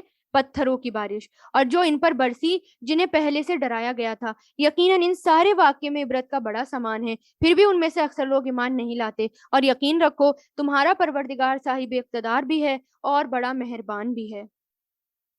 ایکا کے باشندوں نے بھی پیغمبروں کو جھٹلایا۔ ایکا کہتے ہیں اصل میں گھنے جنگل کو، تو یہ کس قوم کی طرف اشارہ ہے؟ شعیب علیہ السلام کی۔ جبکہ شعیب علیہ السلام نے ان سے کہا تھا، کیا تم اللہ سے ڈرتے نہیں؟ یقین جانو کہ میں تمہارے لیے ایک امانت دار پیغمبر ہوں، لہٰذا تم اللہ سے ڈرو اور میری بات مانو، اور میں تم سے اس کام پر کسی قسم کا کوئی اجرت نہیں مانگتا، میرا اجر تو صرف اس ذات نے اپنے ذمے لے رکھا ہے جو سارے دنیا جہان کی پرورش کرتی ہے۔ یعنی میرا اجر صرف کس کے ذمے ہے؟ جو سارے دنیا جہان کی پرورش کرتی ہے۔ پورا پورا ناپ دیا کرو اور ان لوگوں میں سے نہ بنو جو دوسروں کو گھاٹے میں ڈالتے ہیں، اور سیدھے ترازو سے تولو، اور لوگوں کو ان کی چیزیں گھٹا کر نہ دیا کرو، اور زمین میں فساد مچاتے مت پھرو، اور اس ذات سے ڈرو جس نے تمہیں بھی پیدا کیا اور پچھلی خلقت کو بھی پیدا کیا۔ کہنے لگے، تم پر تو کسی نے بڑا بھاری جادو کر دیا، تمہاری حقیقت اس کے سوا کچھ نہیں کہ تم ہم جیسے ہی ایک انسان ہو، اور ہم تمہیں پورے یقین کے ساتھ جھوٹا سمجھتے ہیں۔ کس کو وہ کر رہے ہیں یہ پیغمبر کو کیا کہہ رہے ہیں کہ جھوٹا، آپ تو ایسی باتیں کر رہے ہیں، آپ تو جھوٹے ہیں، اور بڑے یقین کے ساتھ کہہ رہے تھے کہ یہ تو جھوٹے ہیں۔ لہٰذا اگر تم سچے ہو تو ہم پر آسمان سے کوئی ٹکڑا گرا دو، یعنی عذاب لا کر دکھاؤ اگر سچے ہو۔ عذاب کے بارے میں کہتے ہو عذاب آئے گا تو ٹھیک ہے، لا کر دکھاؤ عذاب۔ شعیب علیہ السلام نے کہا، میرا پروردگار خوب جانتا ہے کہ تم کیا کر رہے ہو۔ غرض ان لوگوں نے شعیب کو جھٹلایا، جس کا نتیجہ یہ ہوا کہ انہیں سائبان والے دن کے عذاب نے آ پکڑا، سائے والے دن کے عذاب نے آ پکڑا، بے شک وہ ایک زبردست دن کا عذاب تھا۔ یعنی कहा जाता है कि इन पर कई दिन तक सख्त गर्मी पड़ने लगी, और इतनी गर्मी के सूखा भी और गर्मी भी कि अपने ना तो इनको घरों में सुकून मिलता था, ना घरों के बाहर सुकून मिलता था। सुकून तलाश करने के लिए बेसमेंट तक चले जाते थे कि वहां तो ठंडक होती है थोड़ी सी, वहां सुकून मिलेगा, लेकिन वहां भी उनको सुकून नहीं मिलता। वहां जब जाते तो और घबराहट और परेशानी होती थी, फिर वो भागकर फिर बाहर आते थे। तो फिर एक दिन एक बादल आया, और उसमें उनको शेड थी उसमें, और ठंडी हवा भी थी। तो सारी की सारी कौम, बहुत बड़ा सा था, उस बादल के नीचे जाकर खड़ी हुई। तो बस वहां से फिर आग बरसने लगी और सब तबाह हो गए। यकीनन इन सारे वाक़ये में इबरत का बड़ा सामान है, फिर भी उनमें से अक्सर लोग ईमान नहीं लाते। और यकीन रखो, तुम्हारा परवरदिगार ज़बरदस्त रहम करने वाला है। बेशक ये कुरान रब्बुल आलमीन का नाजिल किया हुआ है। ये कुरान क्या है? ये कुरान की डेफिनेशन है कि कुरान रब्बुल आलमीन का नाजिल किया हुआ है। अमानतदार फरिश्ते उसे लेकर उतरे हैं। कौन से फरिश्ते? जिब्रील अलैहिस्सलाम। उनको अमानतदार कहा, क्यों? क्योंकि वो जैसा अल्लाह ताला ने उनको दिया, एज इट इज लाकर रसूल अल्लाह के दिल पर नाजिल कर दिया। ए पैगंबर, तुम्हारे कल्ब पर उतरा है, यानी तुम्हारे दिल पर उतरा है, ताकि तुम उन पैगंबरों में से शामिल हो जाओ जो लोगों को खबरदार करते हैं। ऐसी अरबी जबान में उतरा है जो पैगाम को वाजे करता है, क्लियर करता है। और इस कुरान का तस्करा पिछली आसमानी किताबों में भी मौजूद है। ये है कुरान की डेफिनेशन कि कुरान क्या है। ये कुरान जो है हर चीज, यानी जो अल्लाह ताला का पैगाम है, क्लियर तरीके से हम तक पहुंचाया हुआ है। और इस कुरान का तज़किरा ज़िक्र पिछली आसमानी किताबों में भी मौजूद है। यानी यहूदियों की और ईसाइयों की किताबों में इस कुरान का ज़िक्र मौजूद है। भला क्या इन लोगों के लिए ये कोई दलील नहीं है कि बनी इसराइल के उलमा इससे वाकिफ है? यानी बनी इसराइल के जो उलमा थे, ये जानते थे कि आखिरी पैगंबर आएंगे रसूल अल्लाह, और उनके पास एक कुरान भी होगा, एक किताब भी नाजिल होगी, सब जानते थे। लेकिन फिर भी क्या करा? झुटला दिया। और अगर हम ये किताब अजमी लोगों में से किसी पर नाजिल कर देते, तो वो उनके सामने पढ़ भी देता, तो ये लोग तब भी उस पर ईमान ना लाते। अजमी किसको कहते हैं? गैर अरबी को। जैसे फॉरेन लैंग्वेज होती है, वैसी गैर अरबी लैंग्वेज। तो अल्लाह ताला कह रहे हैं, अगर किसी अजमी पर नाजिल करते, तब भी ये लोग ईमान लाने वाले नहीं थे। मुजरिमों के दिलों में तो हमने इसको इसी तरह दाखिल किया है। ये लोग इस पर और उस वक्त तक ईमान नहीं लाएंगे जब तक दर्दनाक अजाब आंखों से ना देख लें। यानी जो लोग अ, हठ धर्म हो जाते हैं, जान यानी सुनना नहीं चाहते, उकता जाते हैं, मानना नहीं चाहते, उनके दिलों में ये दाखिल भी नहीं होता। तब तक नहीं होता जब तक अजाब अपनी आंखों से ना देख लें, और वो उनके पास इस तरह अचानक आ खड़ा हुआ कि उनको पता भी ना चले। यानी अजाब आएगा तो अचानक आएगा। फिर ये कह उठे कि क्या हमें कुछ मोहलत मिल सकती है? तो क्या ये लोग हमारे अजाब के लिए जल्दी मचा रहे हैं? यानी हर कौम जब भी उस पर अजाब आया तो क्या कहा उन्होंने? थोड़ी सी और मोहलत मिल सकती है।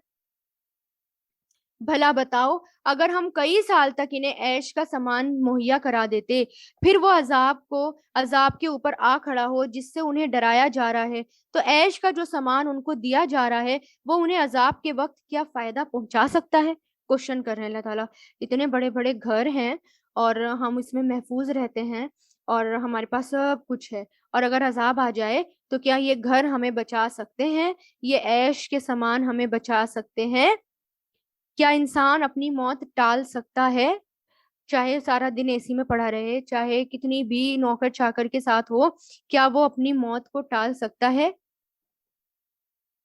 तो कोई भी जो है अपनी मौत को नहीं टाल सकता, अजाब को नहीं टाल सकता।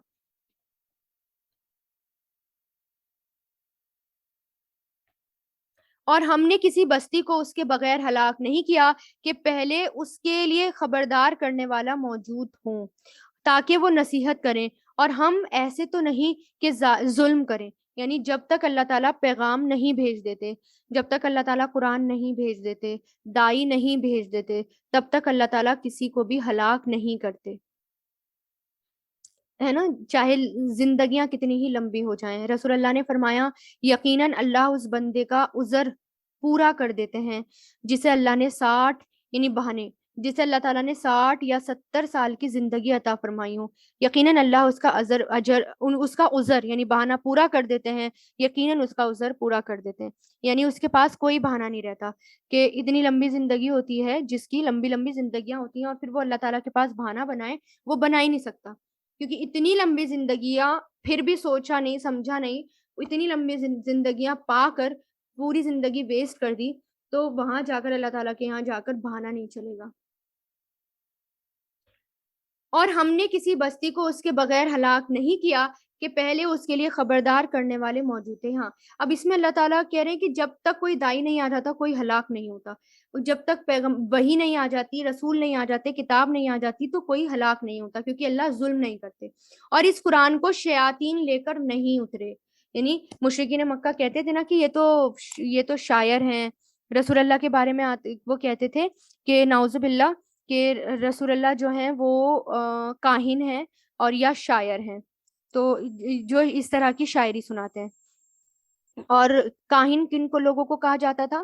جن کا دعویٰ یہ تھا کہ جنات ان کے قبضے میں ہیں اور انہیں غیب کی خبر دیتے ہیں، چھپی ہوئی خبر دیتے ہیں، تو اس لیے اللہ تعالیٰ نے کیا کہا کہ شیاطین لے کر نہیں اترے یہ قرآن، یہ تو جبریل امین لے کر آئے نا، شیاطین لے کر نہیں اترے، نہ یہ قرآن ان کے مطلب کا ہے اور نہ وہ ایسا کر سکتے ہیں، یعنی ان کے بس میں بھی نہیں ہے کہ یہ قرآن لے کر اترتے، انہیں تو وہی سننے سے بھی روک دیا گیا، یعنی شیاطین کو، کیونکہ وہی سے دور رکھے گئے نا، جب اللہ تعالیٰ نے قرآن کو لوح محفوظ پر نازل کرا تھا تو آسمانی دنیا پر نا پروٹیکشن لگا دیا تھا کہ جو بھی شیاطین وہاں تک جائے گا تو آنکھ کا شعلہ اس کے پیچھے پڑ جائے گا اور اسے جلا دے گا۔ تو اللہ تعالیٰ کیا کہہ رہے ہیں، قرآن تو لانا دور کی بات شیاطین کے لیے، وہ تو اس کو سے سن بھی نہیں سکتے، اور جبریل امین اور ایسے طاقتور فرشتے کہ ابلیس تک ڈرتا تھا ان سے، جبریل امین کو دیکھ کر بھاگ جاتا تھا، جیسے کہ میدان بدر میں ہوا تھا نا کہ ایسے دور بھاگا کہ واپس پلٹ کر بھی نہیں دیکھا، سیدھا اپنے عرش کے پاس جا کر رکا۔ تو جبریل امین ایسے طاقتور فرشتے کہ ان سے تو کوئی ان کے پاس جانے کی ہمت نہیں کر سکتا تھا کوئی شیاطین، تو اللہ تعالیٰ کیا کہہ رہے ہیں، تو سننے سے بھی روک دیا گیا، لہٰذا اللہ کے ساتھ کوئی معبود نہ مانو، کبھی تم بھی ان لوگوں میں شامل ہو جاؤ جنہیں عذاب ہوگا، اور اے پیغمبر تم اپنے قریب ترین خاندان کو خبردار کر دو۔ اب یہ وہ والی آیت ہے جس میں پہلی بار رسول اللہ کو حکم ہوا تبلیغ کو کھلم کھلا تبلیغ کرنے کا، تو اس پر رسول اللہ نے اپنے سب گھر والوں کو جمع کیا اور پھر اس تبلیغ یعنی سب گھر والوں کو اور پھر سب مشرکین مکہ کو سب کو جمع کیا، مکہ والوں کو، اور پھر یہ دعوت دی۔ تو یہاں پر ایک بات یہ پتہ چلتی ہے کہ دین کی دعوت کی شروعات اپنے خاندان سے بھی کرنی چاہیے، لیکن صرف خاندان تک رکنا نہیں چاہیے۔ ہم ہوتا ہے نا پہلے تو خاندان کو سدھار لیں بعد میں باہر تک جائیں گے، نہیں، ان کو دیتے ہوئے بس آگے چلتے چلے جائیں، رکے نہ۔ اور جو مومن تمہارے پیچھے چلے ان کے لیے انکساری کے ساتھ اپنے شفقت کے بازو پھیلا دو، اپنی رحمت کے بازو پھیلا دو۔ کس کو کہا جا رہا ہے؟ رسول اللہ کو، کہ مومنوں کے لیے نرم دل ہو جاؤ، اور اگر وہ تمہاری نافرمانی کرے تو کہہ دو جو کچھ تم کر رہے ہو اس کا مجھ سے کوئی تعلق نہیں، اور اس اللہ پر بھروسہ رکھو جو بڑا اقتدار والا بڑا مہربان ہے، جو تمہیں اس وقت بھی دیکھتا ہے جب تم عبادت کے لیے کھڑے ہوتے ہو، اور سجدہ کرنے والوں کے درمیان تمہاری آمد و رفت کو بھی دیکھتا ہے۔ یقین رکھو وہی ہے جو ہر بات سنتا، ہر چیز جانتا ہے۔ کیا میں تمہیں بتاؤں شیاطین کن لوگوں پر اترتے ہیں؟ یعنی اللہ تعالیٰ کہہ رہے ہیں ان سے کہو کہ میں بتاؤں شیطان کن لوگوں پر اترتے ہیں؟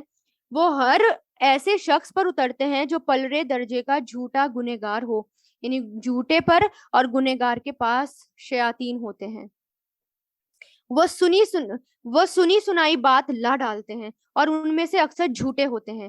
رہے شاعر لوگ تو ان کے پیچھے تو بے راہ لوگ چلتے ہیں، شاعری کرنا، بنا وجہ کی شاعری کرنا، ان کے پیچھے کون چلتے ہیں؟ جو بے راہ لوگ ہوتے ہیں جن کو کوئی راستہ نہیں ملا ہوتا۔ اب شاعری یہاں پر یہ سمجھ لیں کہ کون سی شاعری، جو شاعری بےہودہ ہو، جو شاعری بس عشق اور محبت والی اس طرح کی ہو، جو شاعری دنیا والی ہو، ایسی شاعری نہیں جیسے علامہ اقبال کی تھی جو لوگوں میں وہ لا دے، چینجز لا دے۔ جو لوگوں میں چینجز لا دے ایسی شاعری نہیں، کیونکہ بات یہ بھی ہنر ہوتا ہے نا. رسول اللہ سنتے تھے نا ایک شاعری جو کہ جس کو سن کر ایمان پکا ہو جائے، ایسی شاعری منع نہیں ہے کرنا، ایسی شاعری سننا منع نہیں ہے جس پہ ایمان ہمارا مضبوط ہو جائے، ہمارا ایمان پکا ہو جائے اور ہم اللہ تعالیٰ کے اور قریب ہو جائیں. کیونکہ زبان جو ہوتی ہے، الفاظ جو ہوتے ہیں وہ تلوار سے زیادہ تیز کام کرتے ہیں نا کبھی کبھار. لیکن بیکار کی شاعری، بےہودی شاعری جس کا کوئی سینس نہیں ہوتا، وہ اس سے منع کیا گیا، جس میں فحش باتیں ہوتی ہیں. تو اللہ تعالیٰ کہہ رہے ہیں شاعر لوگ، ان کے پیچھے تو بے راہ لوگ چلتے ہیں جن کا کوئی مقصد نہیں. کیا تم نے نہیں دیکھا کہ وہ ہر وادی میں بھٹکتے پھرتے ہیں، اور وہ یہ کہ ایسی باتیں کہتے ہیں جو کرتے نہیں ہیں. ہاں مگر وہ لوگ اس سے الگ ہیں جو ایمان لائے ہیں اور انہوں نے نیک عمل کیے ہیں اور اللہ کو کثرت سے یاد کرتے ہیں اور اپنے اوپر ظلم ہونے کے بعد اس کا بدلہ لیا. اور ظلم کرنے والوں کو عنقریب پتہ چل جائے گا کہ وہ کس انجام کی طرف پلٹ رہے ہیں. یعنی کون سے لوگ الگ ہیں اس سے؟ جو ایمان والے ہیں، جو ایمان لے کر آتے ہیں، وہ لوگ الگ ہیں. جو جو کہتے ہیں وہ کرتے ہیں. اور ایسے لوگ جو بےہودہ شاعری کرتے ہیں، وہ ایسی باتیں کہتے ہیں جو کرتے نہیں ہیں. ٹھیک ہے، تو جس کا کوئی سینس نہیں، ان کے پیچھے نہیں چلنا چاہیے. الحمدللہ ہماری یہ سورہ پوری ہوئی. سورہ نمل شروع ہو رہی ہے. نمل کہتے ہیں چیٹی کو، آنٹ. اور اس کے اندر کیونکہ چیٹی کا واقعہ ہے تو اسی کے نام پر اس سورہ کا نام بھی رکھا گیا. شروع اللہ کے نام سے جو سب پر مہربان، بہت مہربان ہے. توسین.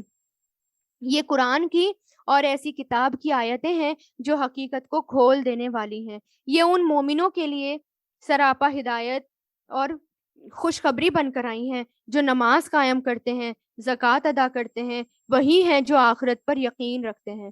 قرآن کس کے لیے ہے؟ اب اس میں بھی دیکھیے قرآن کے بارے میں آیا کہ ایسی آیتیں ہیں جو حقیقت کو کھول کر رکھ دیتی ہے. پچھلی سورہ میں بھی اسی طرح کی بات آئی، قرآن سے بات شروع کی گئی. اور کیا ہے پھر یہاں کیا کہا گیا؟ یہ مومنوں کے لیے ہدایت اور خوشخبری بن کر آئی ہے یہ کتاب. اور مومن کون؟ جو نماز قائم کرے. آج کے مومنوں نے نماز قائم کرنے کی نماز قائم تو دور کی بات، نماز کو فوت کرنا شروع کر دیا. یعنی جب نماز چھوڑ دیتا ہے نا انسان، تو اس کو یہ نہیں کہتے نماز قضا کر دی، بلکہ نماز فوت کر دی، مر گئی، فوت کر دی نماز. تو وہ نماز کو ضائع کرتے ہیں، ویسٹ کرتے ہیں.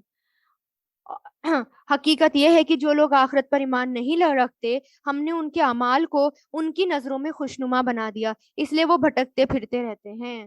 جو آخرت پر یقین اگر ہو جائے نا ہمیں، تو ہمیں قرآن کی مجلسیں اچھی لگنے لگے. جو بھی کام کریں ہم مقصد سے کریں، جو بھی کام کریں آخرت کا سوچ کر کریں.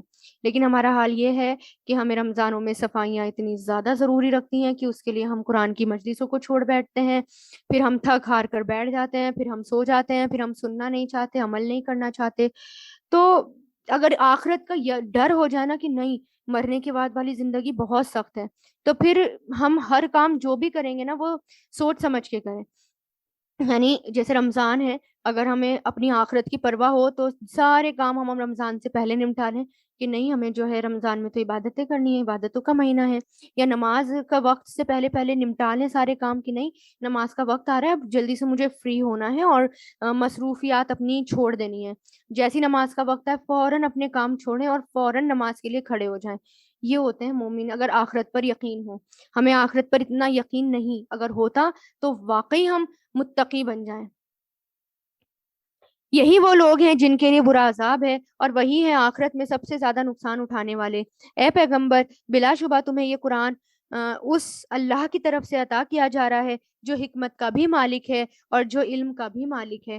اس وقت کو یاد کرو جب موسیٰ علیہ السلام نے اپنے گھر والوں سے کہا تھا مجھے ایک آگ نظر آ رہی ہے.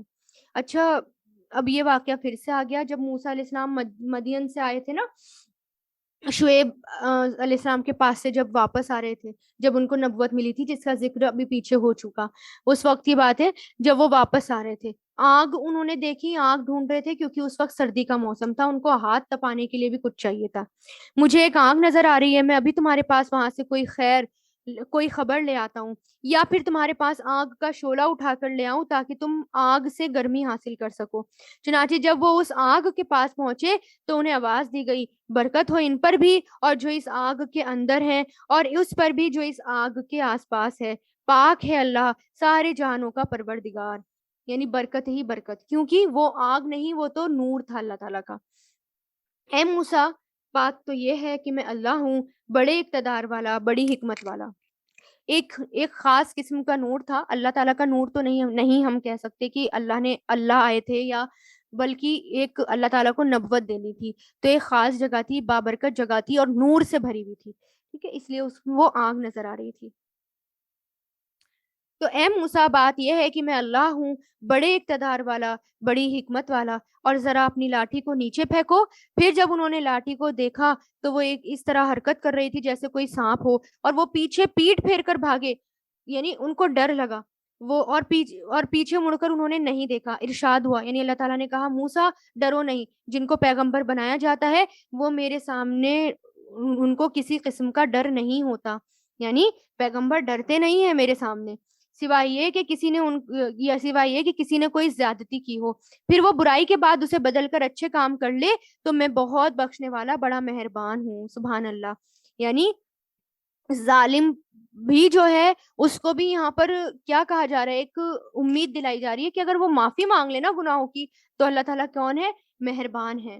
کتنی بڑی رحمت ہے نا، کتنی بڑی خوشخبری ہے نا۔ کون ہے ہم میں سے جس نے کوئی ظلم نہ کیا ہو؟ ہر کوئی ظلم کرتا ہے، ہر کسی نے، سب کے لیے یہ خوشخبری ہے کہ اگر معافی مانگ لیں تو اللہ تعالیٰ معاف کر دیں گے۔ اور اپنا ہاتھ اپنے گریبان میں داخل کرو، وہ تو کسی بیماری کے بغیر سفید ہو کر نکلے گا۔ یہ دونوں باتیں ان 9 نشانیوں میں سے ہیں جو فرعون اور اس کی قوم کی طرف تمہارے ذریعے بھیجی جا رہی ہیں۔ حقیقت یہ ہے کہ وہ نافرمان لوگوں میں سے تھا۔ پھر ہوا یہ کہ جب ان کے پاس ہماری نشانیاں اس طرح پہنچی کہ وہ آنکھیں کھولنے کے لیے کافی تھی تو انہوں نے کہا یہ تو کھلا ہوا جادو ہے، اور اگرچہ ان کے دلوں کو ان کی سچائی کا یقین ہو چکا تھا، مگر انہوں نے ظلم اور تکبر کی وجہ سے انکار کر دیا۔ یعنی معجزے دیکھ کر مان گئے تھے، دل میں یقین تھا، لیکن تکبر، ہم تو بادشاہ ہیں، بادشاہ غلام کے آگے کیسے جھک جائے، غلام کو کیسے نبی مان لے، ایسا کیسے ہو سکتا ہے، تو نہیں مانے۔ اور اگرچہ ان کے دلوں کو ان کی سچائی کا یقین ہو چکا تھا، مگر انہوں نے ظلم اور تکبر کی وجہ سے انکار کر دیا۔ اب دیکھو کہ ان فساد مچانے والوں کا انجام کیسا ہوا۔ اور ہم نے داؤد اور سلیمان کو علم عطا کیا، یعنی دونوں کو اللہ تعالیٰ نے علم دیا۔ اب یہاں پر داؤد اور سلیمان علیہ السلام کی واقعہ۔ تمام تعریفیں اللہ کی ہیں جس نے ہمیں اپنے بہت سے مومن بندوں پر فضیلت عطا فرمائی۔ یعنی کس نے کہا؟ ان دونوں نے کہا، یعنی داؤد علیہ السلام اور سلیمان علیہ السلام بہت شکر گزار بندے تھے اللہ تعالیٰ کے، ان کے پاس سب کچھ تھا، ہر طرح کی فیسلٹیز، ہر طرح کی بادشاہت، سب کچھ تھا، لیکن وہ اتنے ہی زیادہ اللہ تعالیٰ کے شکر گزار بندے تھے۔ جتنی نعمت ان کو ملی انہوں نے اتنا ہی حق ادا کیا نعمتوں کا، اور کیا کہا کہ ہر نعمت پر کیا کہا؟ الحمدللہ، تمام تعریفیں اللہ کی ہیں جس نے ہمیں بہت سے مومن بندوں پر فضیلت عطا فرمائی۔ فضیلت ہی تھی نا یہ کہ بادشاہت بھی دی، نبی بھی بنایا، پیغمبر کو یعنی سلیمان علیہ السلام کو تو جانوروں کی بولیاں تک سکھائی تھی، ہر جانور کی بولی وہ جانتے تھے، یہاں تک کہ چیٹیوں تک کی بولی ان کو سمجھ میں آتی تھی کہ وہ کیا باتیں کر رہی ہیں، ہوائیں ان کے اندر رکھ دی۔ ایسی بادشاہت کبھی کوئی سوچ سکتا ہے؟ کسی کو نہیں ملی۔ تو اس پہ انہوں نے اللہ تعالیٰ کی تعریف کی۔ اور سلیمان کو داؤد کی وراثت ملی، کس کے؟ سلیمان علیہ السلام کس کے بیٹے تھے؟ داؤد علیہ السلام کے۔ اللہ سبحانہ و تعالیٰ نے 300 سے زیادہ رسول بھیجے، جن میں سے 5 اولو العزم رسول ہیں۔ ان کے بعد داؤد علیہ السلام اور سلیمان علیہ السلام بھی بڑے اہم رسول ہیں۔ تو داؤد اور سلیمان علیہ السلام کو بھی باقی پیغمبروں پر فضیلت حاصل ہوئی۔ علم بہت بڑی نعمت ہوتی ہے، حالانکہ بہت کو علم دیا گیا لیکن ان کو خاص فضیلت ملی علم کی۔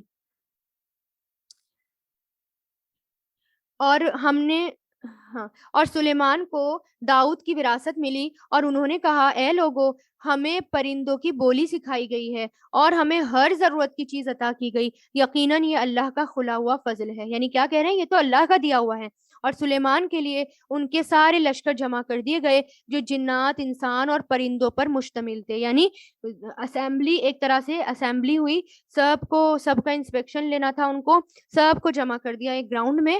اور اس میں کون کون تھے؟ جن بھی تھے، جنات کی بھی فوج تھی، انسانوں کی بھی تھی، اور سارے پرندے بھی تھے. چنانچہ انہیں قابو میں رکھا جاتا تھا. یعنی سب کس کے انڈر تھے؟ سلیمان علیہ السلام کی سلطنت میں تھے. یہاں تک کہ ایک دن جب یہ سب چیونٹی کی وادی میں پہنچے، یعنی جائزہ لیتے رہتے تھے، انسپیکشن کرتے رہتے تھے وقت وقت پر سلیمان علیہ السلام. تو اور ان کو پھر ان کو ٹریننگ بھی خاص طرح سے ٹریننگ بھی دیتے تھے، اور ایک خاص طرح سے ایک ڈسپلن میں رکھا جاتا تھا. یعنی وہ کہہ رہے ہیں نا کہ قابو میں رکھا جاتا تھا، مطلب ایک خاص طرح سے ڈسپلن میں سب کو رکھا جاتا تھا سلیمان علیہ السلام کے ٹائم پہ.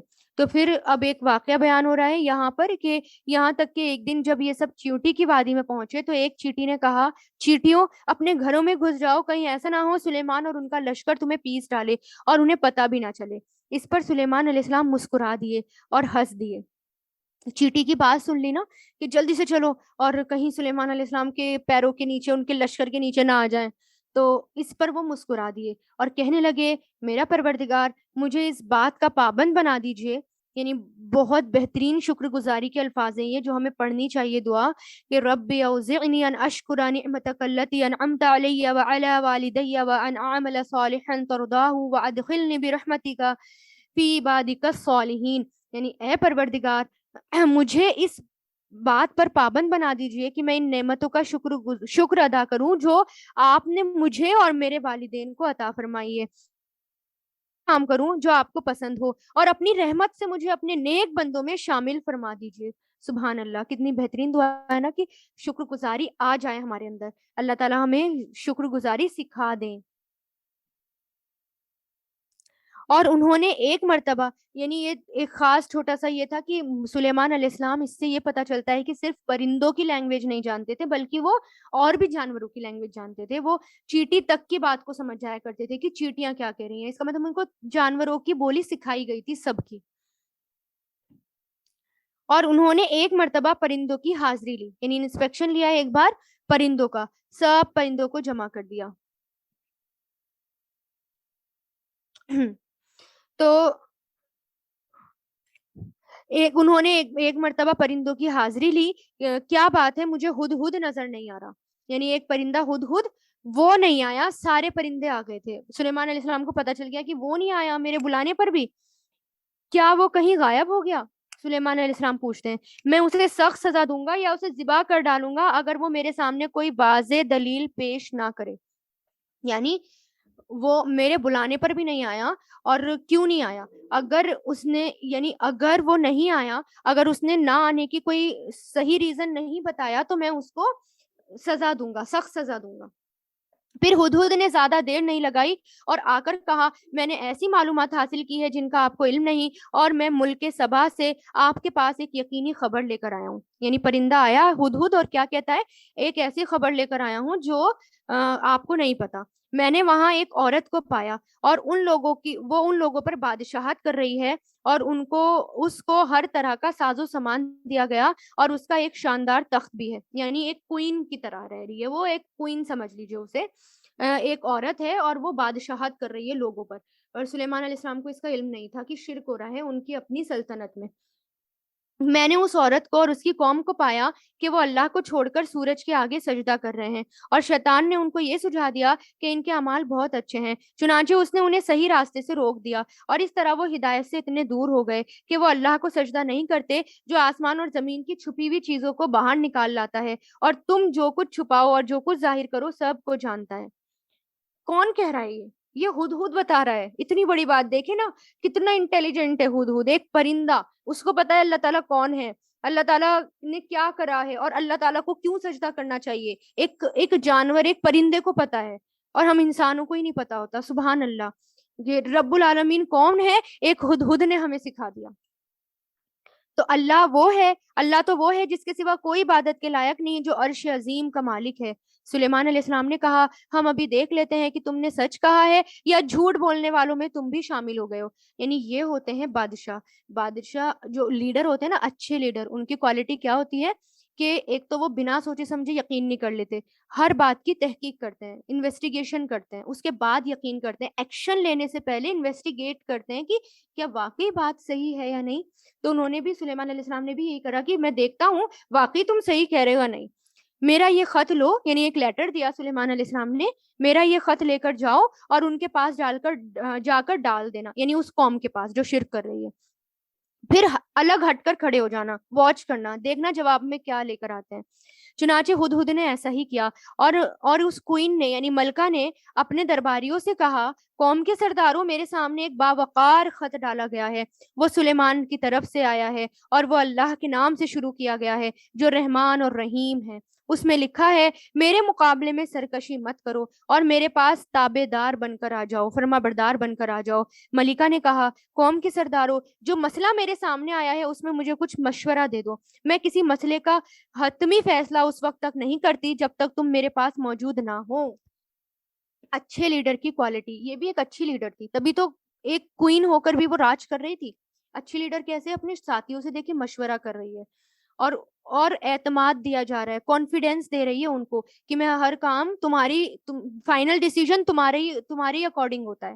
تو ان کو اعتماد دے رہی ہے، الٹیمیٹ اتھارٹی دے رہی ہے. تو اس کے بعد کیا کہتی ہے کہ جب تک تم کچھ نہیں کہو گے نا، میں تب تک کوئی فیصلہ نہیں کروں گی. تبھی تو وہ سب اس کے اتنے انڈر تھے اور اتنے اس کے فرما بردار تھے اس کوئین کے. تو یہ اچھے لیڈر کی کوالٹی ہوتی ہے جو سب کو ساتھ لے کر چلتا ہے، سب کے ساتھ مشورے کرتا ہے، مشوروں سے کام کیا جاتا ہے. انہوں نے کہا، یعنی اب وہ بھی دیکھیں اس کے جو لوگ تھے سارے، سارے وہ بھی کتنے صحیح تھے، یعنی کیا کہہ رہے ہیں اپنی طرف سے. انہوں نے کہا، ہم طاقتور اور ڈٹ کر لڑنے والے لوگ ہیں، آگے معاملہ آپ کے سپرد ہے، آپ دیکھ لیں کہ آپ کیا حکم دیتی ہیں. یعنی انہوں نے بھی کیا کہا، آپ دیکھ لیں کہ آپ کے پاس پوری اتھارٹی ہے، آپ جو ہمیں جو فیصلہ دیں گی ہم کریں گے.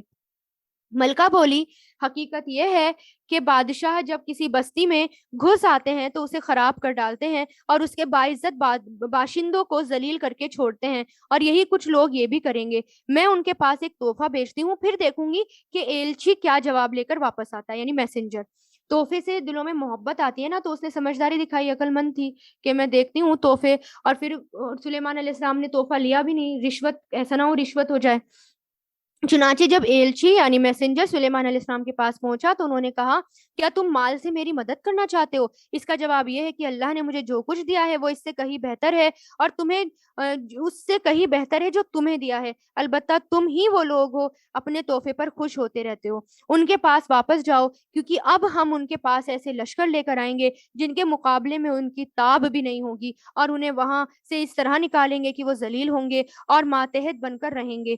سلیمان علیہ السلام نے کہا، اے اہل دربار، تم میں سے کون ہے؟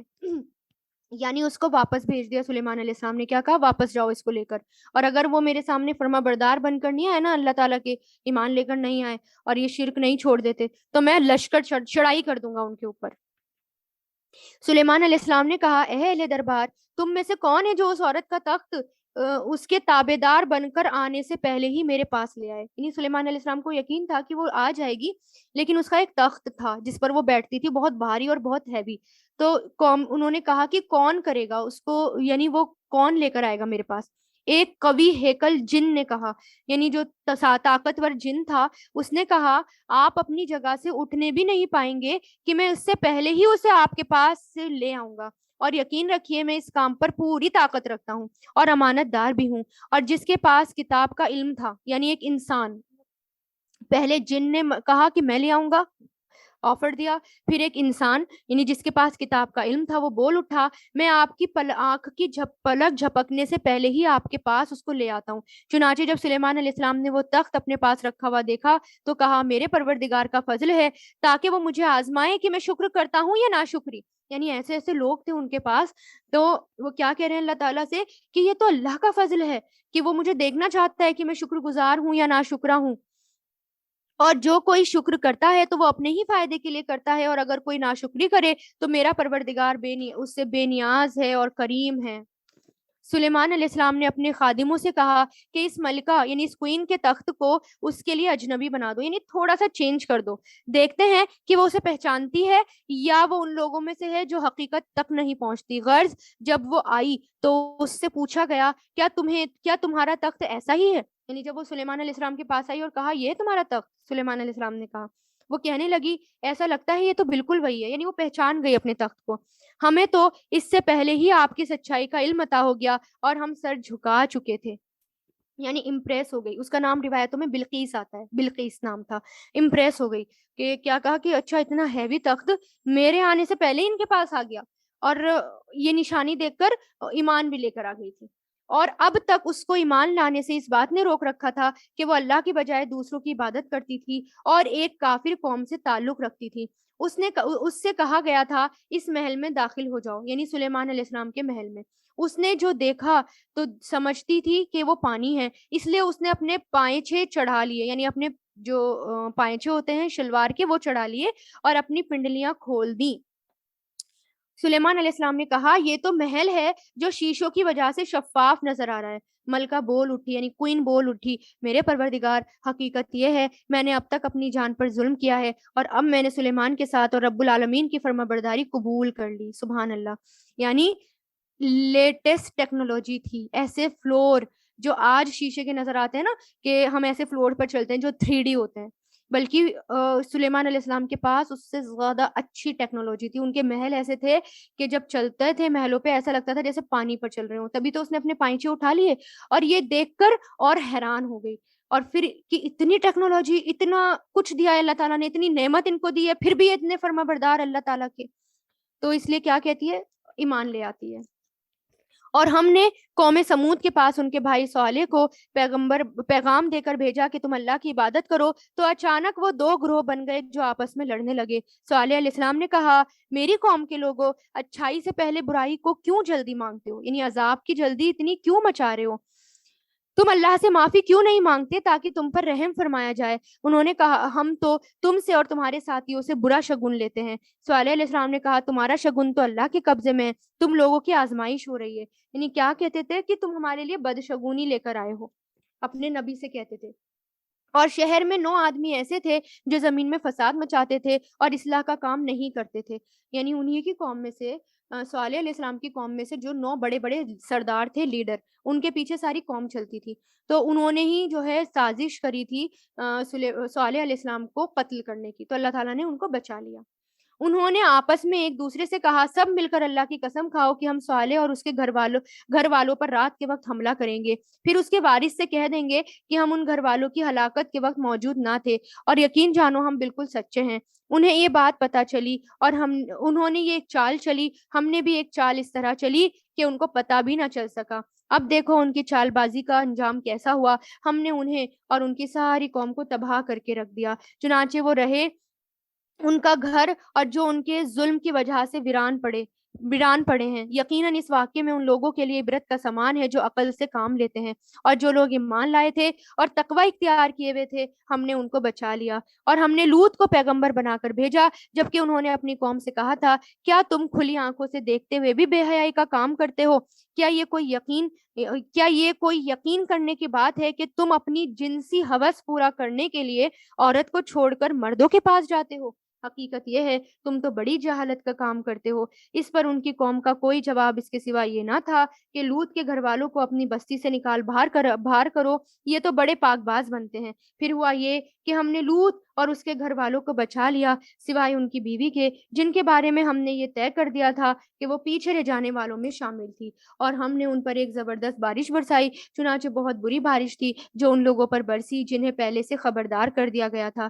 اے پیغمبر کہو الحمدللہ، تمام تعریف اللہ کی ہیں اور سلام ہوں اس کے ان بندوں پر جن کو اس نے چن لیا۔ بتاؤ کیا اللہ بہتر ہے یا وہ جن کو ان لوگوں نے اللہ کی خدائی میں شریک بنا رکھا ہے؟